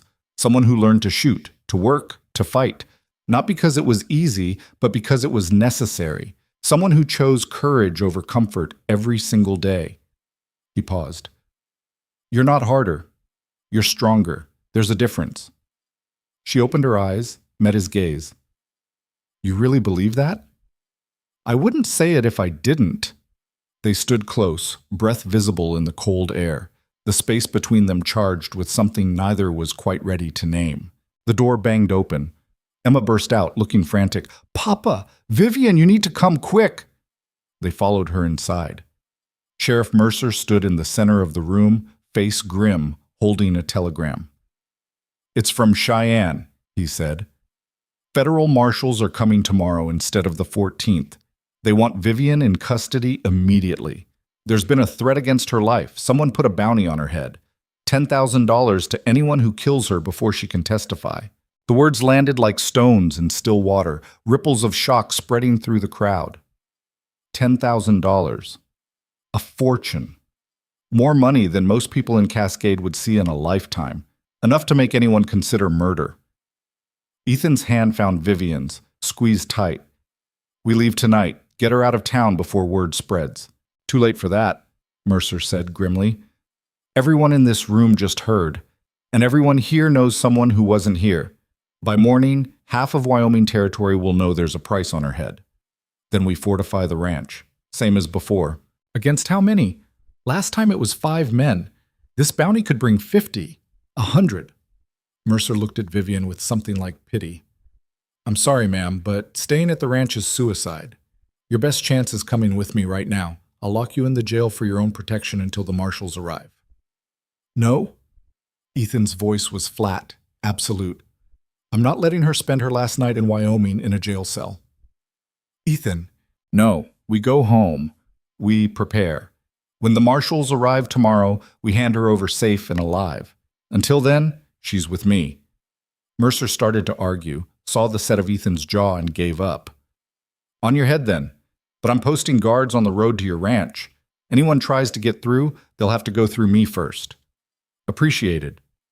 They left immediately, Emma bundled between them in the wagon, Ethan pushing the horses faster than was safe on dark frozen roads. Vivian kept twisting to look behind them, certain she'd see riders pursuing. "No one's following," Ethan said. "Yet." "Yet," he agreed. They reached Iron Ridge just past midnight. Ethan immediately began preparing defenses, loading weapons, barricading doors, checking sight lines from every window. Emma helped without being asked, her small hands steady as she loaded cartridges. Vivian watched them work together with practiced efficiency and felt her throat tighten. "I'm sorry," she said. Ethan paused mid-task. "For what?" "For bringing this into your lives. For making Emma grow up too fast. For putting you both in danger again. Stop apologizing for existing." He crossed to her, took her shoulders gently. "What's happening isn't your fault. It's the fault of evil men trying to hide their crimes. You're just trying to survive. There's no shame in that. There's shame in getting good people hurt. Then it's a good thing we're not hurt yet. He almost smiled. Have a little faith. We've survived worse. But they both knew this was different. This wasn't 5 hired guns. This was an open bounty that could bring every desperate man in the territory straight to their door. The night crawled by in tense vigilance. They took turns watching from different windows, rifles ready, jumping at every sound. Emma finally fell asleep around 3, curled in her bed with the innocence only children could maintain. Dawn came gray and cold. No attackers had materialized during the night, no riders on the horizon, just wind and empty prairie and the distant mountains standing silent witness. Maybe they won't come, Vivian said, knowing it was foolish hope. They'll come. Money like that brings out the worst in people. Question is when, not if. They waited. 7 a.m. passed, 8, 9. At 10, dust appeared on the eastern road. Riders, Ethan said. 4, maybe 5. Vivian's heart hammered. The marshals? He squinted. Too early. They wouldn't be here before noon. Then who? The riders came into view. Not rough bounty hunters. Clean-dressed, official-looking men on good horses. Sheriff Mercer rode at the front. Beside him was a tall man in a long coat wearing a federal marshal's badge. Ethan lowered his rifle slowly. They came early. He stepped onto the porch as the riders approached. Mercer dismounted first. This is Marshal Thomas Garrett, he said, from Cheyenne. He rode through the night when he heard about the bounty. Garrett was maybe 40, weathered face, eyes that had seen too much. He nodded to Ethan, then looked at Vivian. Miss Ashcroft? Yes. I'm here to take you into protective custody. We leave within the hour. Where are you taking her? Ethan demanded. Cheyenne first, then likely Denver or even further depending on threat assessment, wherever we can keep her alive until trial. How long? Weeks, months, however long it takes to make the case airtight. Vivian felt the ground shift beneath her feet. Months away. Months of testimony and depositions and living under guard in strange cities. She looked at Ethan, at Emma, peeking out from behind him, at this home she'd fought so hard to build. Can I have a few minutes? She asked. To say goodbye? Garrett's expression softened slightly. 15 minutes. Then we ride. Vivian went inside with Ethan and Emma. They stood in the kitchen that had been a battlefield, a classroom, a place where she'd learned to stop being helpless and start being strong. Emma spoke first. You're really leaving? I have to, sweetheart, but I'll come back. I promised, remember? Promises get broken. Not this one. Vivian knelt down to Emma's level. I'm coming back to you and your father. Nothing in the world could stop me. Emma's eyes filled with tears. She threw her arms around Vivian's neck and held on like she was drowning. I don't want you to go. I know. I don't want to go either, but bad men need to be punished, and I'm the only one who can make sure that happens. What if they hurt you? They won't. The marshals will keep me safe. Emma pulled back, wiped her eyes fiercely. You better come back, because if you don't, I'll be really mad. Vivian smiled through her own tears. I'll come back. You have my word. Emma nodded and ran upstairs, not wanting them to see her cry harder, leaving Vivian and Ethan alone. So, he said. So. All the words she wanted to say tangled in her throat. Thank you seemed too small. I love you seemed too big. Everything in between felt inadequate. All right, she said finally. Every week. Let you know how things are going. I'd like that. And when this is over, when the trials are done, I'm coming straight back here. No detours, no second thoughts. I'm holding you to that. She stepped closer. Ethan, I need you to know something. What? These last few months? Learning to survive? Building a life here?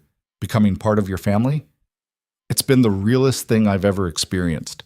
Everything before was just performance, trying to be what other people wanted. But here, with you and Emma, I finally figured out who I actually am.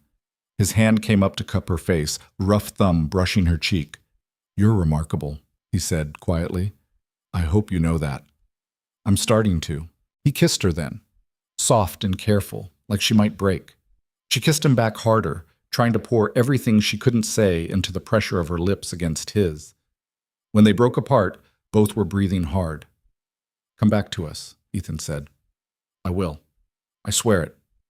A knock on the door. Marshal Garrett's voice. Time's up, Miss Ashcroft. She grabbed her coat, the thick one Ethan and Emma had given her for Christmas, and walked outside. The marshals had brought a spare horse. Garrett helped her mount, then swung up onto his own. We'll take good care of her, he told Ethan. You better. Vivian looked back at the ranch, at Ethan standing on the porch, rifle at his side, face carved from stone, but eyes full of emotion he wouldn't voice. At Emma in the upstairs window, small hand pressed against the glass. At the home she'd built from nothing. Let's go, she told Garrett. They rode away as the sun climbed higher, turning snow to blinding white. Vivian didn't look back again. Couldn't bear to. Behind her, Ethan watched until they were nothing but dust on the horizon. Then he went inside, sat at the table, and let himself feel the absence. Upstairs, Emma cried into her pillow and tried to believe in promises. And across the frozen prairie, men counting bounty money began the hunt. Eleanor's article hit the newspapers on February 17th, 3 days after Vivian left for Cheyenne. Ethan bought every paper the general store had in stock and spread them across the kitchen table. The headlines screamed variations of the same story. Banking empire built on fraud. Hawthorne family faces criminal charges, years of corruption exposed. The article itself was devastating. 20 pages of documented crimes, names, dates, amounts. Eleanor had written it with surgical precision, each paragraph building an unassailable case. By the time readers finished, there was no question of guilt, only of how deep the rot went. She did it, Emma said, reading over his shoulder. Vivian's father's evidence. It worked. Yeah. Ethan folded the papers carefully. Now comes the hard part. What's that? Keeping her alive long enough to testify. The response was immediate and vicious. Within 24 hours, half the Hawthorne Empire's leadership had resigned or fled the country. Stock prices collapsed. Politicians who'd been in their pocket scrambled to distance themselves. Federal prosecutors in New York announced indictments for 17 people, with more expected. But the family still had resources, still had money, and most importantly, still had rage. The bounty on Vivian's head doubled overnight, $20,000. Ethan heard about it from Sheriff Mercer during his next trip to town. It's getting worse, Mercer said, voice low so others in the store wouldn't hear. Every drifter and outlaw in 3 states is heading this direction, thinking they might get lucky. I've already had to run off 2 groups asking questions about the Callaway Ranch. Let them come. I'm ready. You can't fight off an army alone, Ethan. Won't be alone. Got Emma. Got my rifle. Got enough ammunition to hold off anyone stupid enough to try. Mercer studied him with tired eyes. This isn't about pride. This is about survival. Maybe you should consider taking Emma and leaving for a while. Let things cool down. Run from my own home? No. Even if staying gets you both killed? Ethan thought of the promise he'd made Vivian, that he'd keep Emma safe, that they'd be here waiting when she came back. No one's dying, he said, but they're also not taking my ranch or scaring me off my land. This is where I make my stand. Mercer sighed. Then I'll post extra deputies on the roads, try to intercept anyone heading your direction. Appreciate it. But they both knew deputies could only do so much against determined men with that much money on the line. The letters from Vivian arrived irregularly, sometimes 2 in 1 week, sometimes none for 10 days, depending on where the marshals had moved her. Ethan saved everyone. Read them to Emma before bed, both of them hungry for any scrap of connection. The letters were always brief, carefully worded to avoid giving away her location. But between the lines, Ethan could read her loneliness, her fear, her determination to see this through. One letter in particular stuck with him. Ethan, the depositions are harder than I expected. Having to relive everything my father discovered, everything he died for. It opens wounds I thought had scarred over. But I keep going because the alternative is letting them win. I think about the ranch every day, about Emma's laugh, about your terrible coffee, about the way the sunrise looks over the eastern ridge, about home. Tell Emma I miss her. Tell her I'm counting the days. Tell yourself I meant what I said before I left. Yours, V. He read that letter 3 times, fingers tracing the signature. What did she mean? Emma asked. What she said before she left. Private conversation, Ethan said. About her coming back? About a lot of things. Emma was quiet for a moment. Do you love her, Papa? The question caught him off guard. He started to deflect, to change the subject, then stopped himself. Emma deserved honesty. I think I might, he admitted. Didn't plan on it. Wasn't looking for it. But yeah, I think I do. Good. Because I love her too. And it'd be weird if only one of us did. He pulled her into a hug, this too wise child who'd lost one mother and was terrified of losing another. She's coming back, he said. No matter what happens, she's coming back to us. You promise? I promise. It was a promise he had no business making, but sometimes love meant lying to protect the people you cared about from unbearable truths. March arrived with false spring, a week of warm winds that melted snow and turned the prairie to mud, before winter reasserted itself with a late blizzard that buried everything under 2 feet of fresh powder. Ethan was clearing snow from the porch when he saw them. Riders. Not the 2 or 3 he'd gotten used to running off, not even 5 or 10. At least 30 men spread in a loose arc across the ridge overlooking the ranch. His blood went cold. Emma! He shouted. Inch die! Now! She dropped the bucket she'd been carrying and ran. Ethan grabbed his rifle and took position at the front window, heart hammering against his ribs. 30 men. Even with perfect aim and unlimited ammunition, he couldn't fight off 30. One rider separated from the group and approached slowly, hands visible and empty. Not attacking. Negotiating. Ethan stepped onto the porch, rifle ready, but not raised. The man stopped 50 yards out.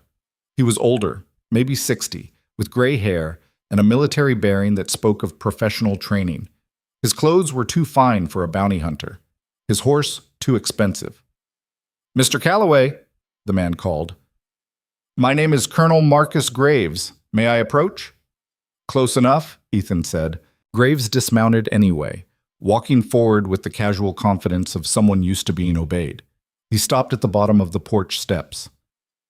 I'll make this simple, Graves said. I've been hired to retrieve Vivian Ashcroft.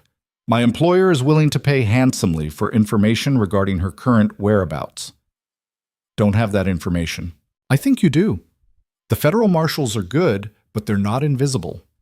She's been moved 3 times in the last month. Denver, Santa Fe, now somewhere in Kansas. You receive letters. Those letters are postmarked. You know where she is. Ethan kept his expression neutral. Even if I did, what makes you think I'd tell you? $25,000. Cash. Yours tonight if you give me a location. The number hung in the air between them. A fortune.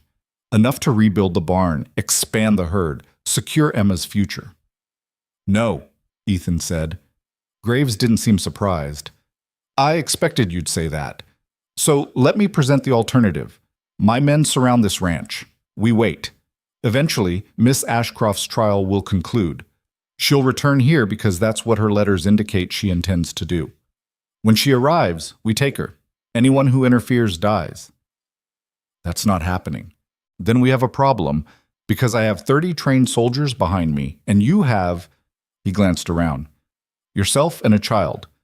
This ends one way, Mr. Calloway. The only question is how many people die first. Get off my property. I'm offering you a way out. Money, safety, life. All you have to do is walk away. This is my home. I don't walk away from home. Graves studied him for a long moment, something like respect flickering in his eyes. Admirable. Stupid, but admirable. He turned and walked back to his horse. You have until sunset to reconsider. After that, we begin the siege. And Mr. Calloway, we're very good at sieges. He rode back to his men. Ethan watched them establish positions on the ridge, setting up a perimeter that covered every approach to the ranch. Professional, organized, exactly what Graves had promised. Inside, Emma was white-faced with terror. What do we do? She whispered. Ethan's mind raced. 30 men.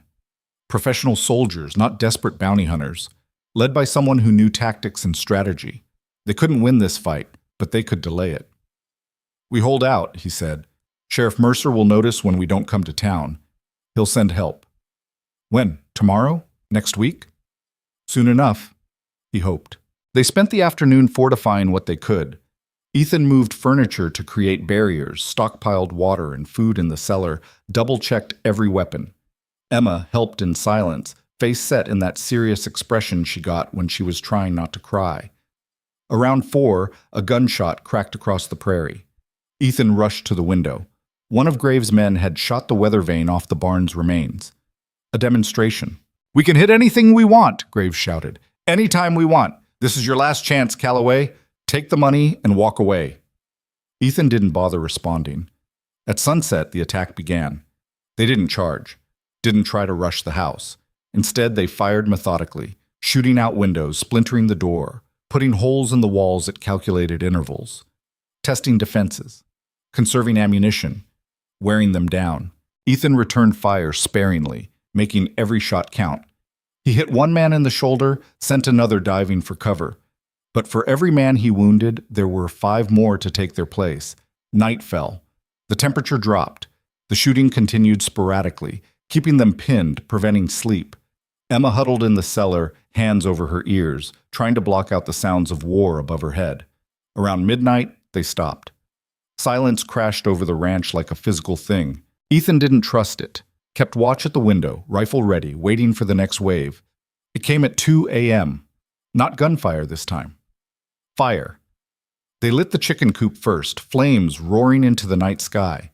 Then the storage shed. Then they started on the house itself, flaming arrows arcing through darkness to land on the roof. Ethan scrambled up to the second floor with buckets of water, stamping out fires before they could spread. But more arrows came, faster than he could respond. "Emma," he shouted down, "we need to move to the cellar. The house won't hold." She appeared at the base of the stairs, face streaked with tears and soot. "I'm scared, Papa."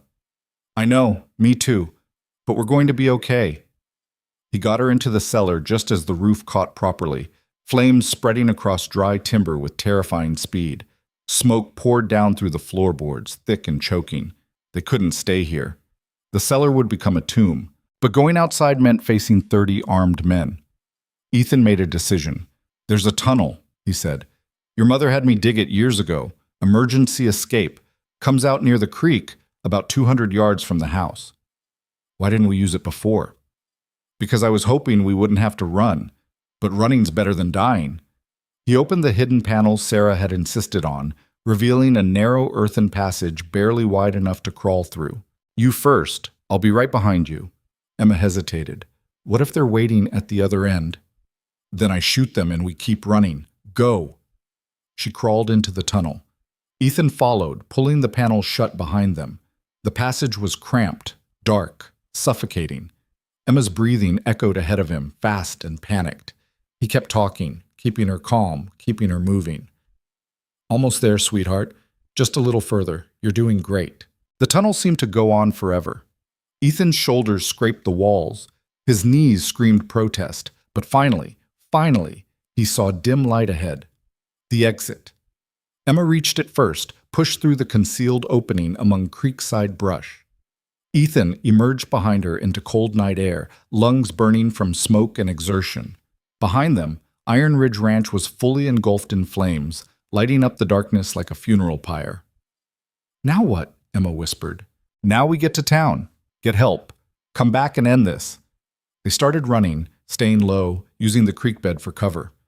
They made it maybe half a mile before riders cut them off.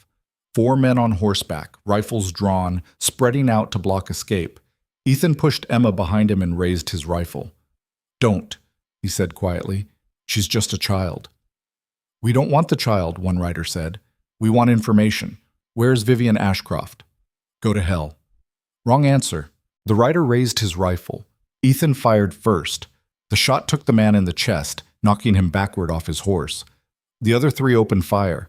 Ethan felt the bullet hit before he heard the shot, a hammer blow to his left shoulder that spun him sideways. He dropped to one knee, tried to bring his rifle up, but his arm wouldn't respond. Emma screamed. The riders closed in.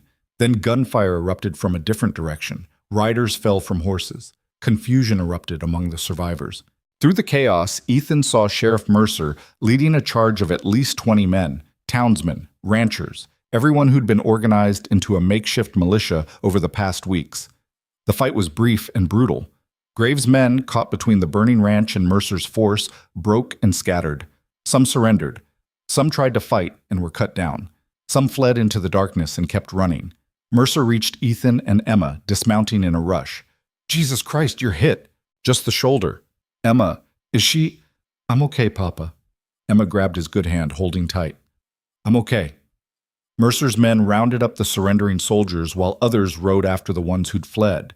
Graves himself was found hiding in a ravine, all his military bearing gone, just another scared man facing justice. The town doctor appeared and started working on Ethan's shoulder right there in the mud, extracting the bullet by firelight while Ethan gritted his teeth and tried not to scream.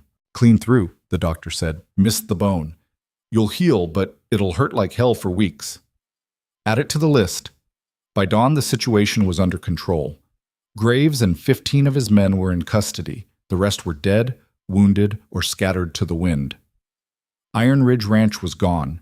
Just charred timber and ash where the house had stood. The barn already destroyed weeks ago. Everything Ethan had built, everything Sarah had loved, reduced to nothing. He sat on the ground staring at the ruins, Emma pressed against his good side, and felt the weight of it crash down. "I'm sorry," Mercer said quietly. "We got here as fast as we could." "Not your fault. What will you do now?" Ethan had no answer. He was injured, homeless, nearly broke. His daughter was traumatized. His home was ashes. And Vivian was still out there somewhere, still in danger, still counting on him to be here when she returned. "Rebuild," he said finally. "What else can I do?" "You can stay in town until you're healed. My wife's already preparing the spare room." "Appreciate it." They buried the dead in a mass grave outside town. The captured mercenaries were sent to Cheyenne to face federal charges. Colonel Graves, it turned out, had quite a history. Dishonorably discharged from the Army, wanted in 3 states, a professional killer who'd sold his skills to the highest bidder. The Hawthorns had paid him $50,000 to eliminate Vivian Ashcroft. He'd failed. And now the family was truly finished. The attack on the ranch, the hired mercenaries, the escalating violence, it gave prosecutors everything they needed to bring murder-for-hire charges on top of the fraud. Eleanor Pierce published a second article detailing the siege. Public opinion turned completely. The Hawthorns went from powerful family to national villains overnight. Politicians called for investigations. Churches condemned them. Former allies pretended they'd never known them. The empire collapsed so thoroughly that within a month the family name itself was toxic. Ethan followed the news from Mercer's spare room while his shoulder healed and Emma tried to process everything that had happened. She didn't talk much, barely ate, woke up screaming most nights from dreams of fire and gunfire. Ethan held her when she cried and told her it would get better and prayed he wasn't lying. 3 weeks after the siege, a telegram arrived from Cheyenne. Trials concluded. All defendants convicted. Returning home. Arriving March 28th. Vivian. Ethan read it 3 times, heart pounding. She was coming back. In 4 days she'd be here. "Emma," he said, "Vivian's coming home." Emma looked up from the book she'd been pretending to read. "When?" 4 days. For the first time since the attack, she smiled. "Really?" "Really. But we don't have a home anymore. Where will she stay?" Good question. The ranch was still just ruins. Ethan had been staying with Mercer, living off charity and goodwill while he figured out what came next. He'd been avoiding thinking about it because thinking about it meant facing how completely he'd failed to protect what mattered. But Vivian was coming back anyway, despite everything, despite having no home to return to, because she'd promised. And apparently, unlike most people, Vivian Ashcroft kept her promises. "We'll figure something out," Ethan said. The next 3 days passed in a blur of preparation. Ethan borrowed money from the bank, his credit was good despite his circumstances, and purchased supplies, lumber, nails, tools, everything needed to at least start rebuilding. The town helped. Marcus Webb donated hardware. Catherine Morrison organized food. Families who'd been strangers 3 months ago showed up with labor and materials, determined to help the man who'd stood against corruption and paid the price. By the time the train was due to arrive, the foundation for a new cabin was laid on the ranch site. Just the beginning, but a beginning nonetheless. Ethan stood on the platform, Emma beside him, watching the same tracks where Vivian had arrived 4 months ago. Nervous? Emma asked. Little bit. Me too. What are you nervous about? Emma thought about it. That she'll be different. That she won't want to stay now that the danger's over. Ethan understood completely, because he feared the same thing. The train appeared on the horizon, black smoke against blue sky. It pulled into the station with that familiar screech of brakes. Passengers disembarked.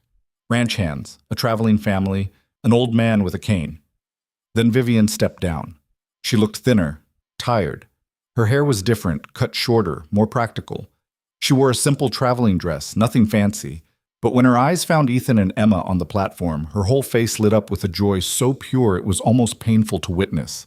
She ran. Actually ran, propriety forgotten, crossing the platform in a rush and throwing her arms around both of them with a force that nearly knocked Ethan over. "You're here," she said, voice breaking. "You're really here." "Promised we would be," Ethan said.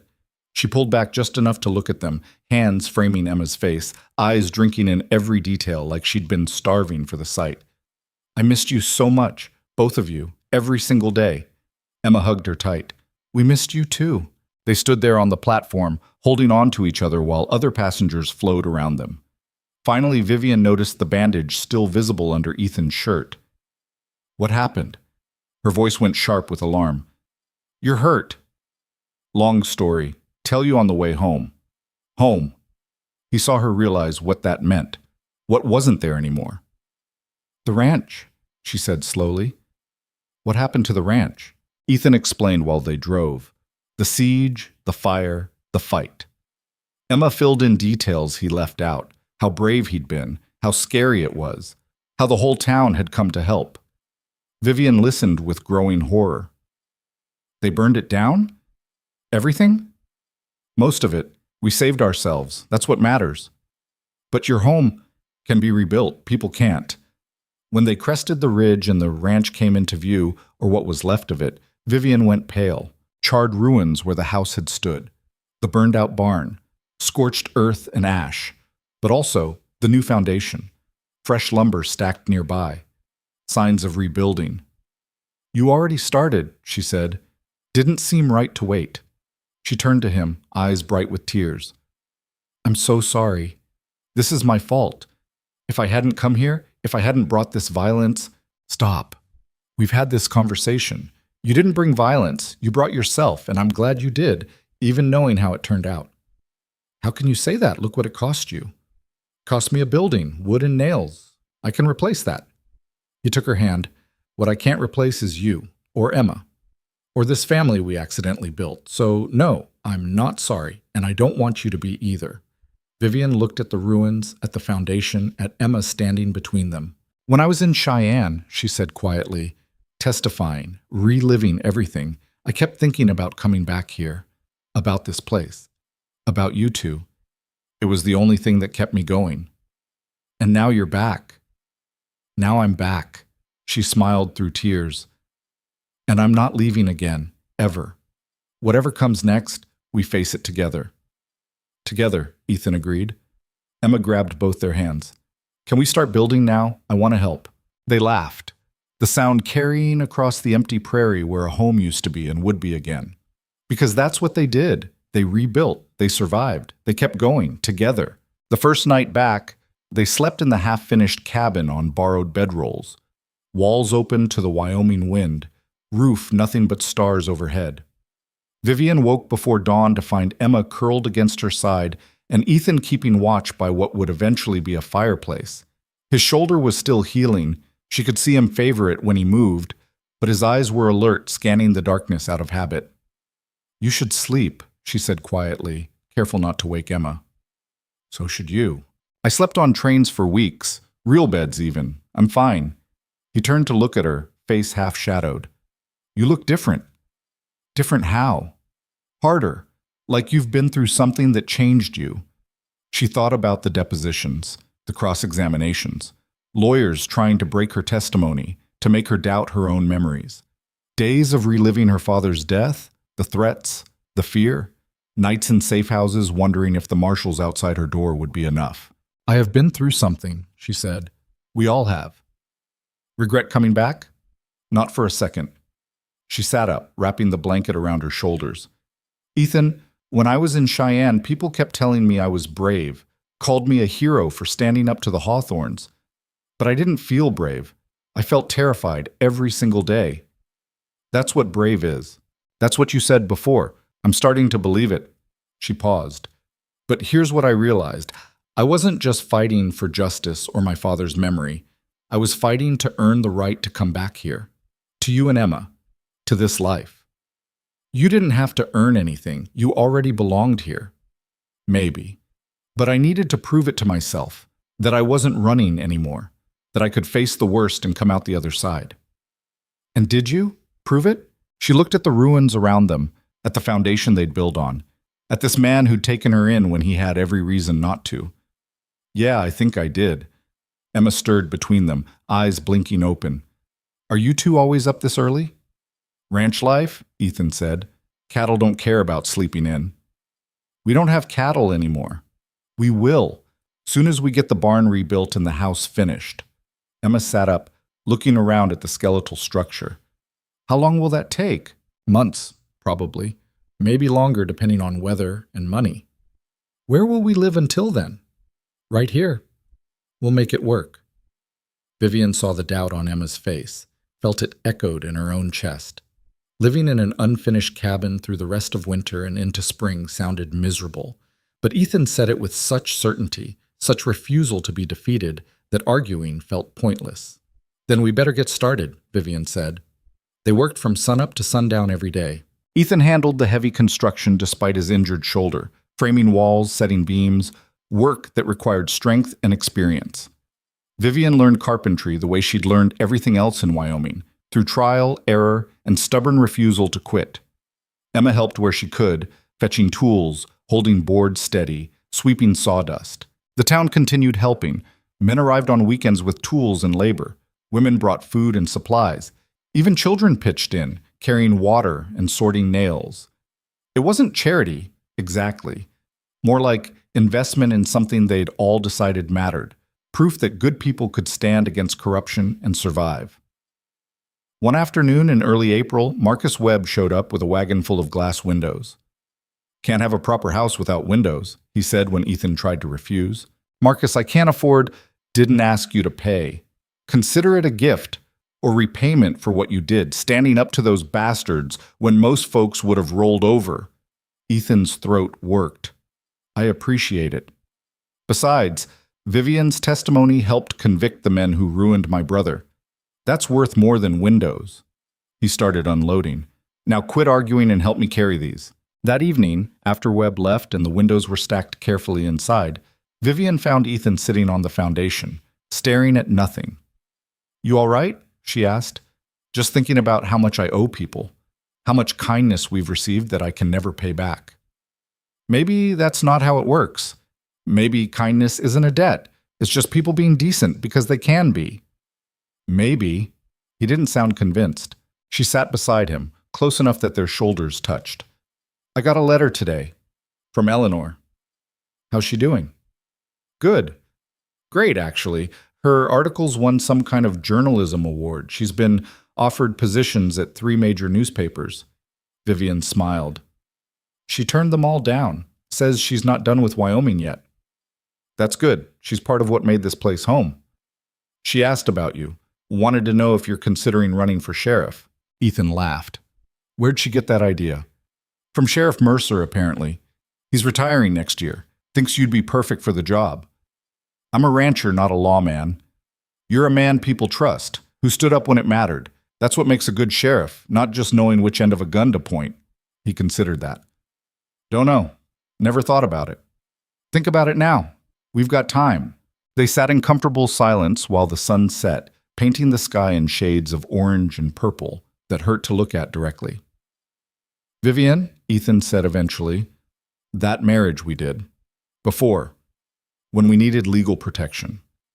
That was just paperwork, right? Just a formality. Her heart rate kicked up. It was at the time. Why? Because I'm wondering if maybe it could be more than that. If maybe we could make it real. She turned to look at him fully. Real how? Real like standing up in front of the town and saying vows we actually mean.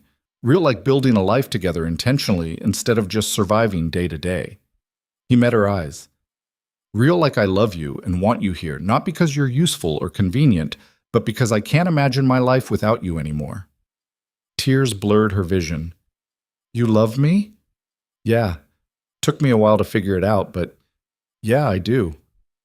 Even though I brought violence and danger and nearly got you killed, even though, maybe because, you showed me I could care about someone again, that I could build something new without betraying what I lost.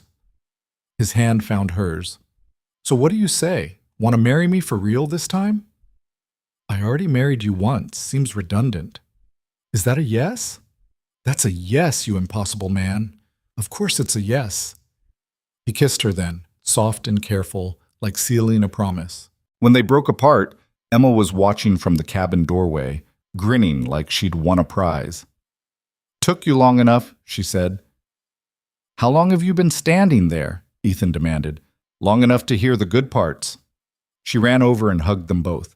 Does this mean Vivian's officially my mother now? Vivian's chest went tight. If you want me to be. I do. I really, really do. They held each other while the stars came out, three people who'd been broken separately and somehow found a way to heal together. The wedding happened on a warm day in late May, after the house was finished enough to have walls and a roof and doors that actually closed. The whole town attended. Not in the church. That felt too formal, too disconnected from what they actually were. But right there at the ranch, on the land they'd defended and rebuilt. Eleanor officiated, having gotten herself certified specifically for this occasion. She kept it brief, personal, real. Marriage isn't about perfection, she said. It's about choosing each other, even when things are hard, especially when things are hard. These three people have already proven they can do that. Now they're just making it official. Vivian wore a simple dress Catherine Morrison had sewn. Ethan wore his one good suit, cleaned and mended.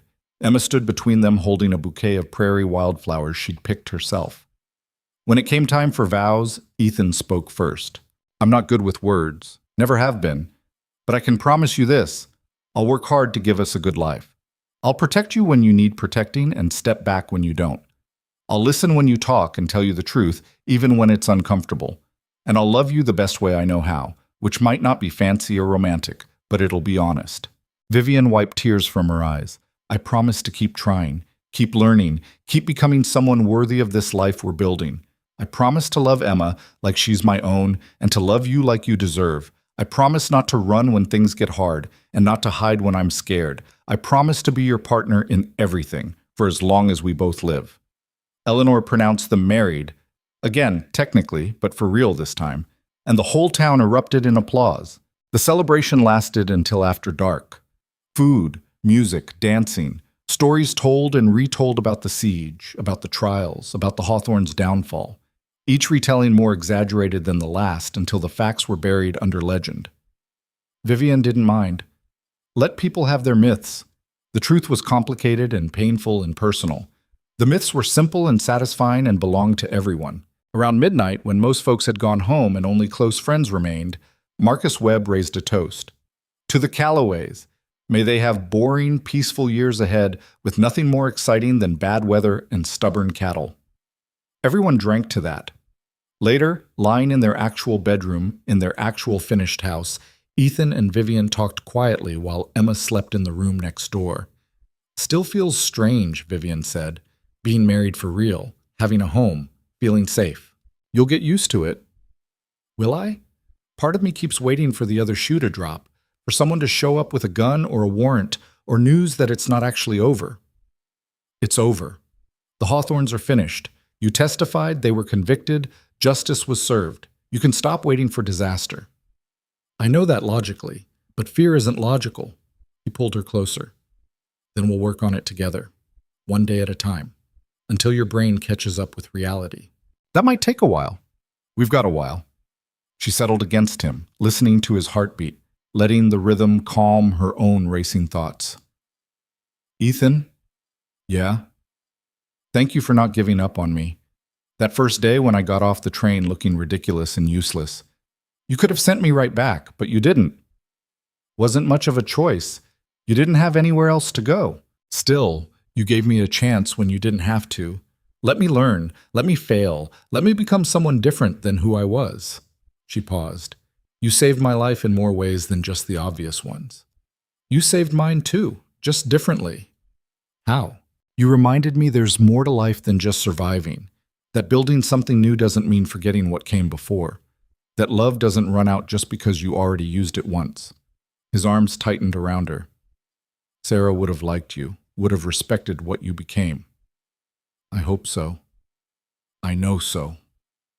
They fell asleep like that, tangled together in their rebuilt home, while outside the Wyoming wind sang through prairie grass and promised tomorrow.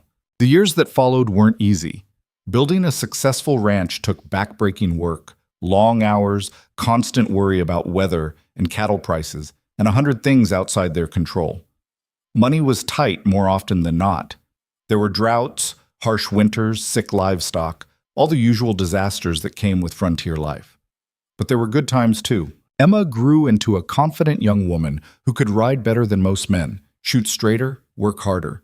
She helped run the ranch like she owned half of it, which eventually she would. Vivian's inheritance from her father's estate finally came through after years of legal battles. The silver mine the Hawthorns had tried to steal was rightfully hers. She sold it for a fortune and immediately invested the money in the ranch and the community. Iron Ridge expanded. More cattle, more land, better breeding stock. They became known throughout Wyoming territory for quality beef and fair dealing. But Vivian didn't stop there. She used her money to build a school in Cascade so children didn't have to travel 20 miles for education, funded a library, helped establish a hospital. All the things a community needed to thrive instead of just survive. People who'd once judged her for being an East Coast fancy woman now told their children stories about the woman who'd stood against corruption and used her victory to build something lasting. Ethan never did run for sheriff, despite repeated requests. Said he was happy being a rancher and a husband and a father to the 3 more children who came over the years. 2 boys and a girl, each one loud and stubborn and loved beyond measure. Emma married a young veterinarian who moved to Cascade specifically to work with the growing ranching community. They built a house just down the road from Iron Ridge and gave Ethan and Vivian their first grandchildren. Eleanor published a book about the Hawthorne case that became a bestseller. She dedicated it to Vivian and used the proceeds to start a foundation helping women escape dangerous situations. The town of Cascade grew into something substantial, not a city exactly, but no longer just a frontier outpost. Shops, services, culture, the kind of place where people chose to live instead of just ending up. And through it all, Iron Ridge Ranch stood as proof that destruction wasn't permanent, that you could lose everything and build it back stronger. One evening in early winter, 15 years after Vivian first arrived in Wyoming, she stood on the porch watching the sunset. The ranch had grown beyond anything she'd imagined. Multiple barns, employee housing, grazing land that stretched for miles. Cattle bearing the Iron Ridge brand were known across 3 territories. But more than the physical growth, it was the life that mattered. The family dinners where 3 generations gathered around an enormous table. The celebrations and arguments and quiet moments. The ordinary magic of people choosing each other every single day. Ethan joined her, moving slower than he used to, but still strong, still here. "Reminiscing?" he asked. "A little, thinking about how different my life could have been." "Regrets?" "Not one." She leaned against him. "I came here broken and desperate, thinking I was just hiding until I could figure out what to do next. Never imagined I'd find home. Home found you. You just had to be smart enough to recognize it." She laughed. "I wasn't smart. I was terrified and out of options. Same thing sometimes." Emma appeared from the barn, now in her mid-20s, her own children trailing behind her like ducklings. "Mama, Papa wants to know if you're staying for supper." "Tell him yes," Vivian called back. Emma waved and herded the children toward her house. "She's good with them," Ethan observed. "She learned from the best.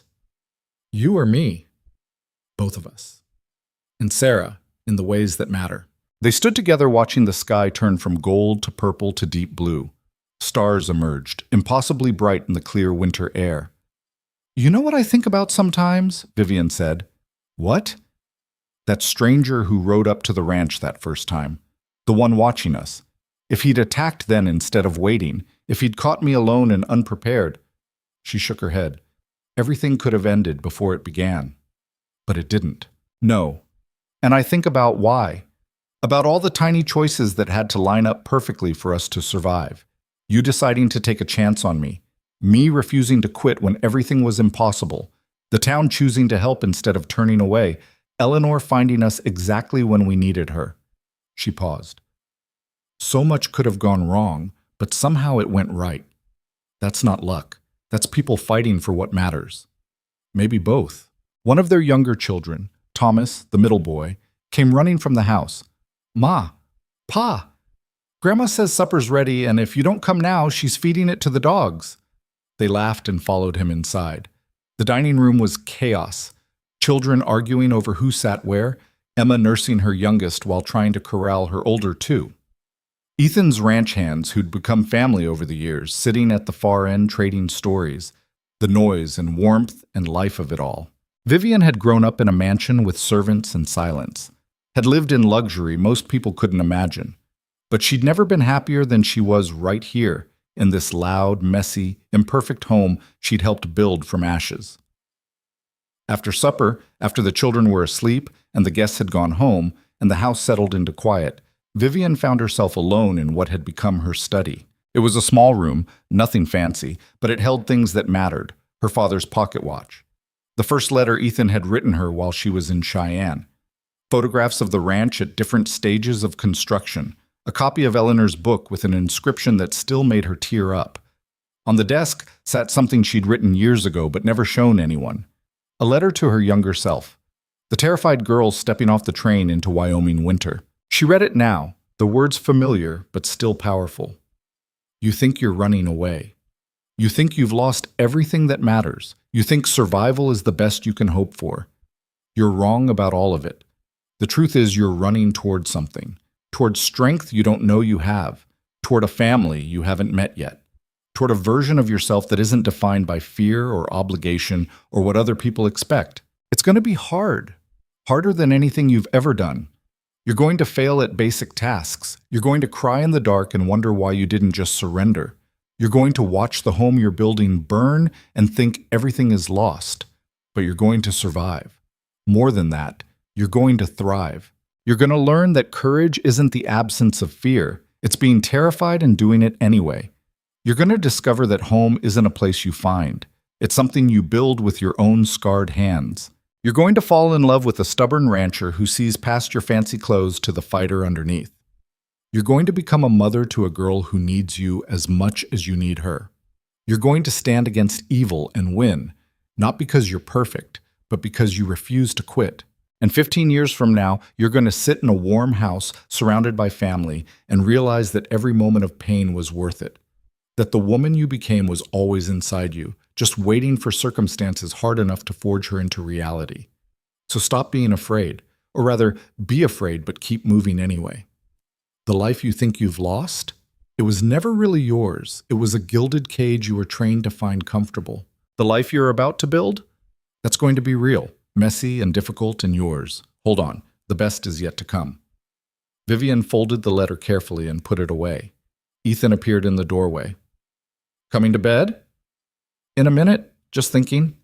He moved behind her chair, hands on her shoulders. About what? About how strange life is. How the worst thing that ever happened to me, my father dying, the Hawthorns coming after me, having to flee, led to the best thing, finding you, finding this life. You don't wish it had been easier? Sometimes, but I think the difficulty made it real, made me appreciate it in ways I never would have if it had just been handed to me. That's a generous interpretation of nearly getting killed multiple times. She laughed and stood turning to face him. Maybe, but I choose to believe that hard things can make us better instead of bitter. That suffering isn't meaningless if we use it to grow. Very philosophical. Blame the Wyoming winters. Give you a lot of time to think. He kissed her forehead. Come on. Tomorrow's going to be long. Cattle won't feed themselves.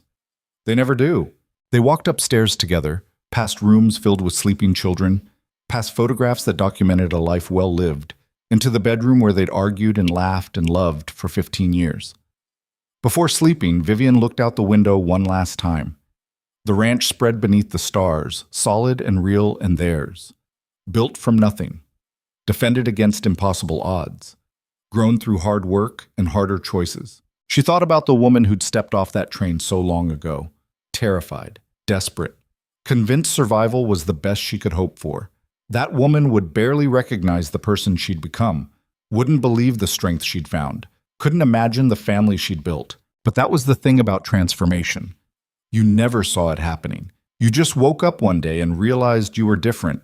Scarred, yes, marked by everything you'd survived, but stronger for it, deeper, more fully yourself. Vivian Ashcroft had come west running from death. She'd found life instead, found home, found herself. And standing in the darkness of her bedroom in a ranch house built on land she'd fought to keep, surrounded by the quiet breathing of people she loved, she understood something fundamental about human resilience. We are not defined by what breaks us. We are defined by what we build from the pieces. The Hawthorns had tried to destroy her. They'd failed.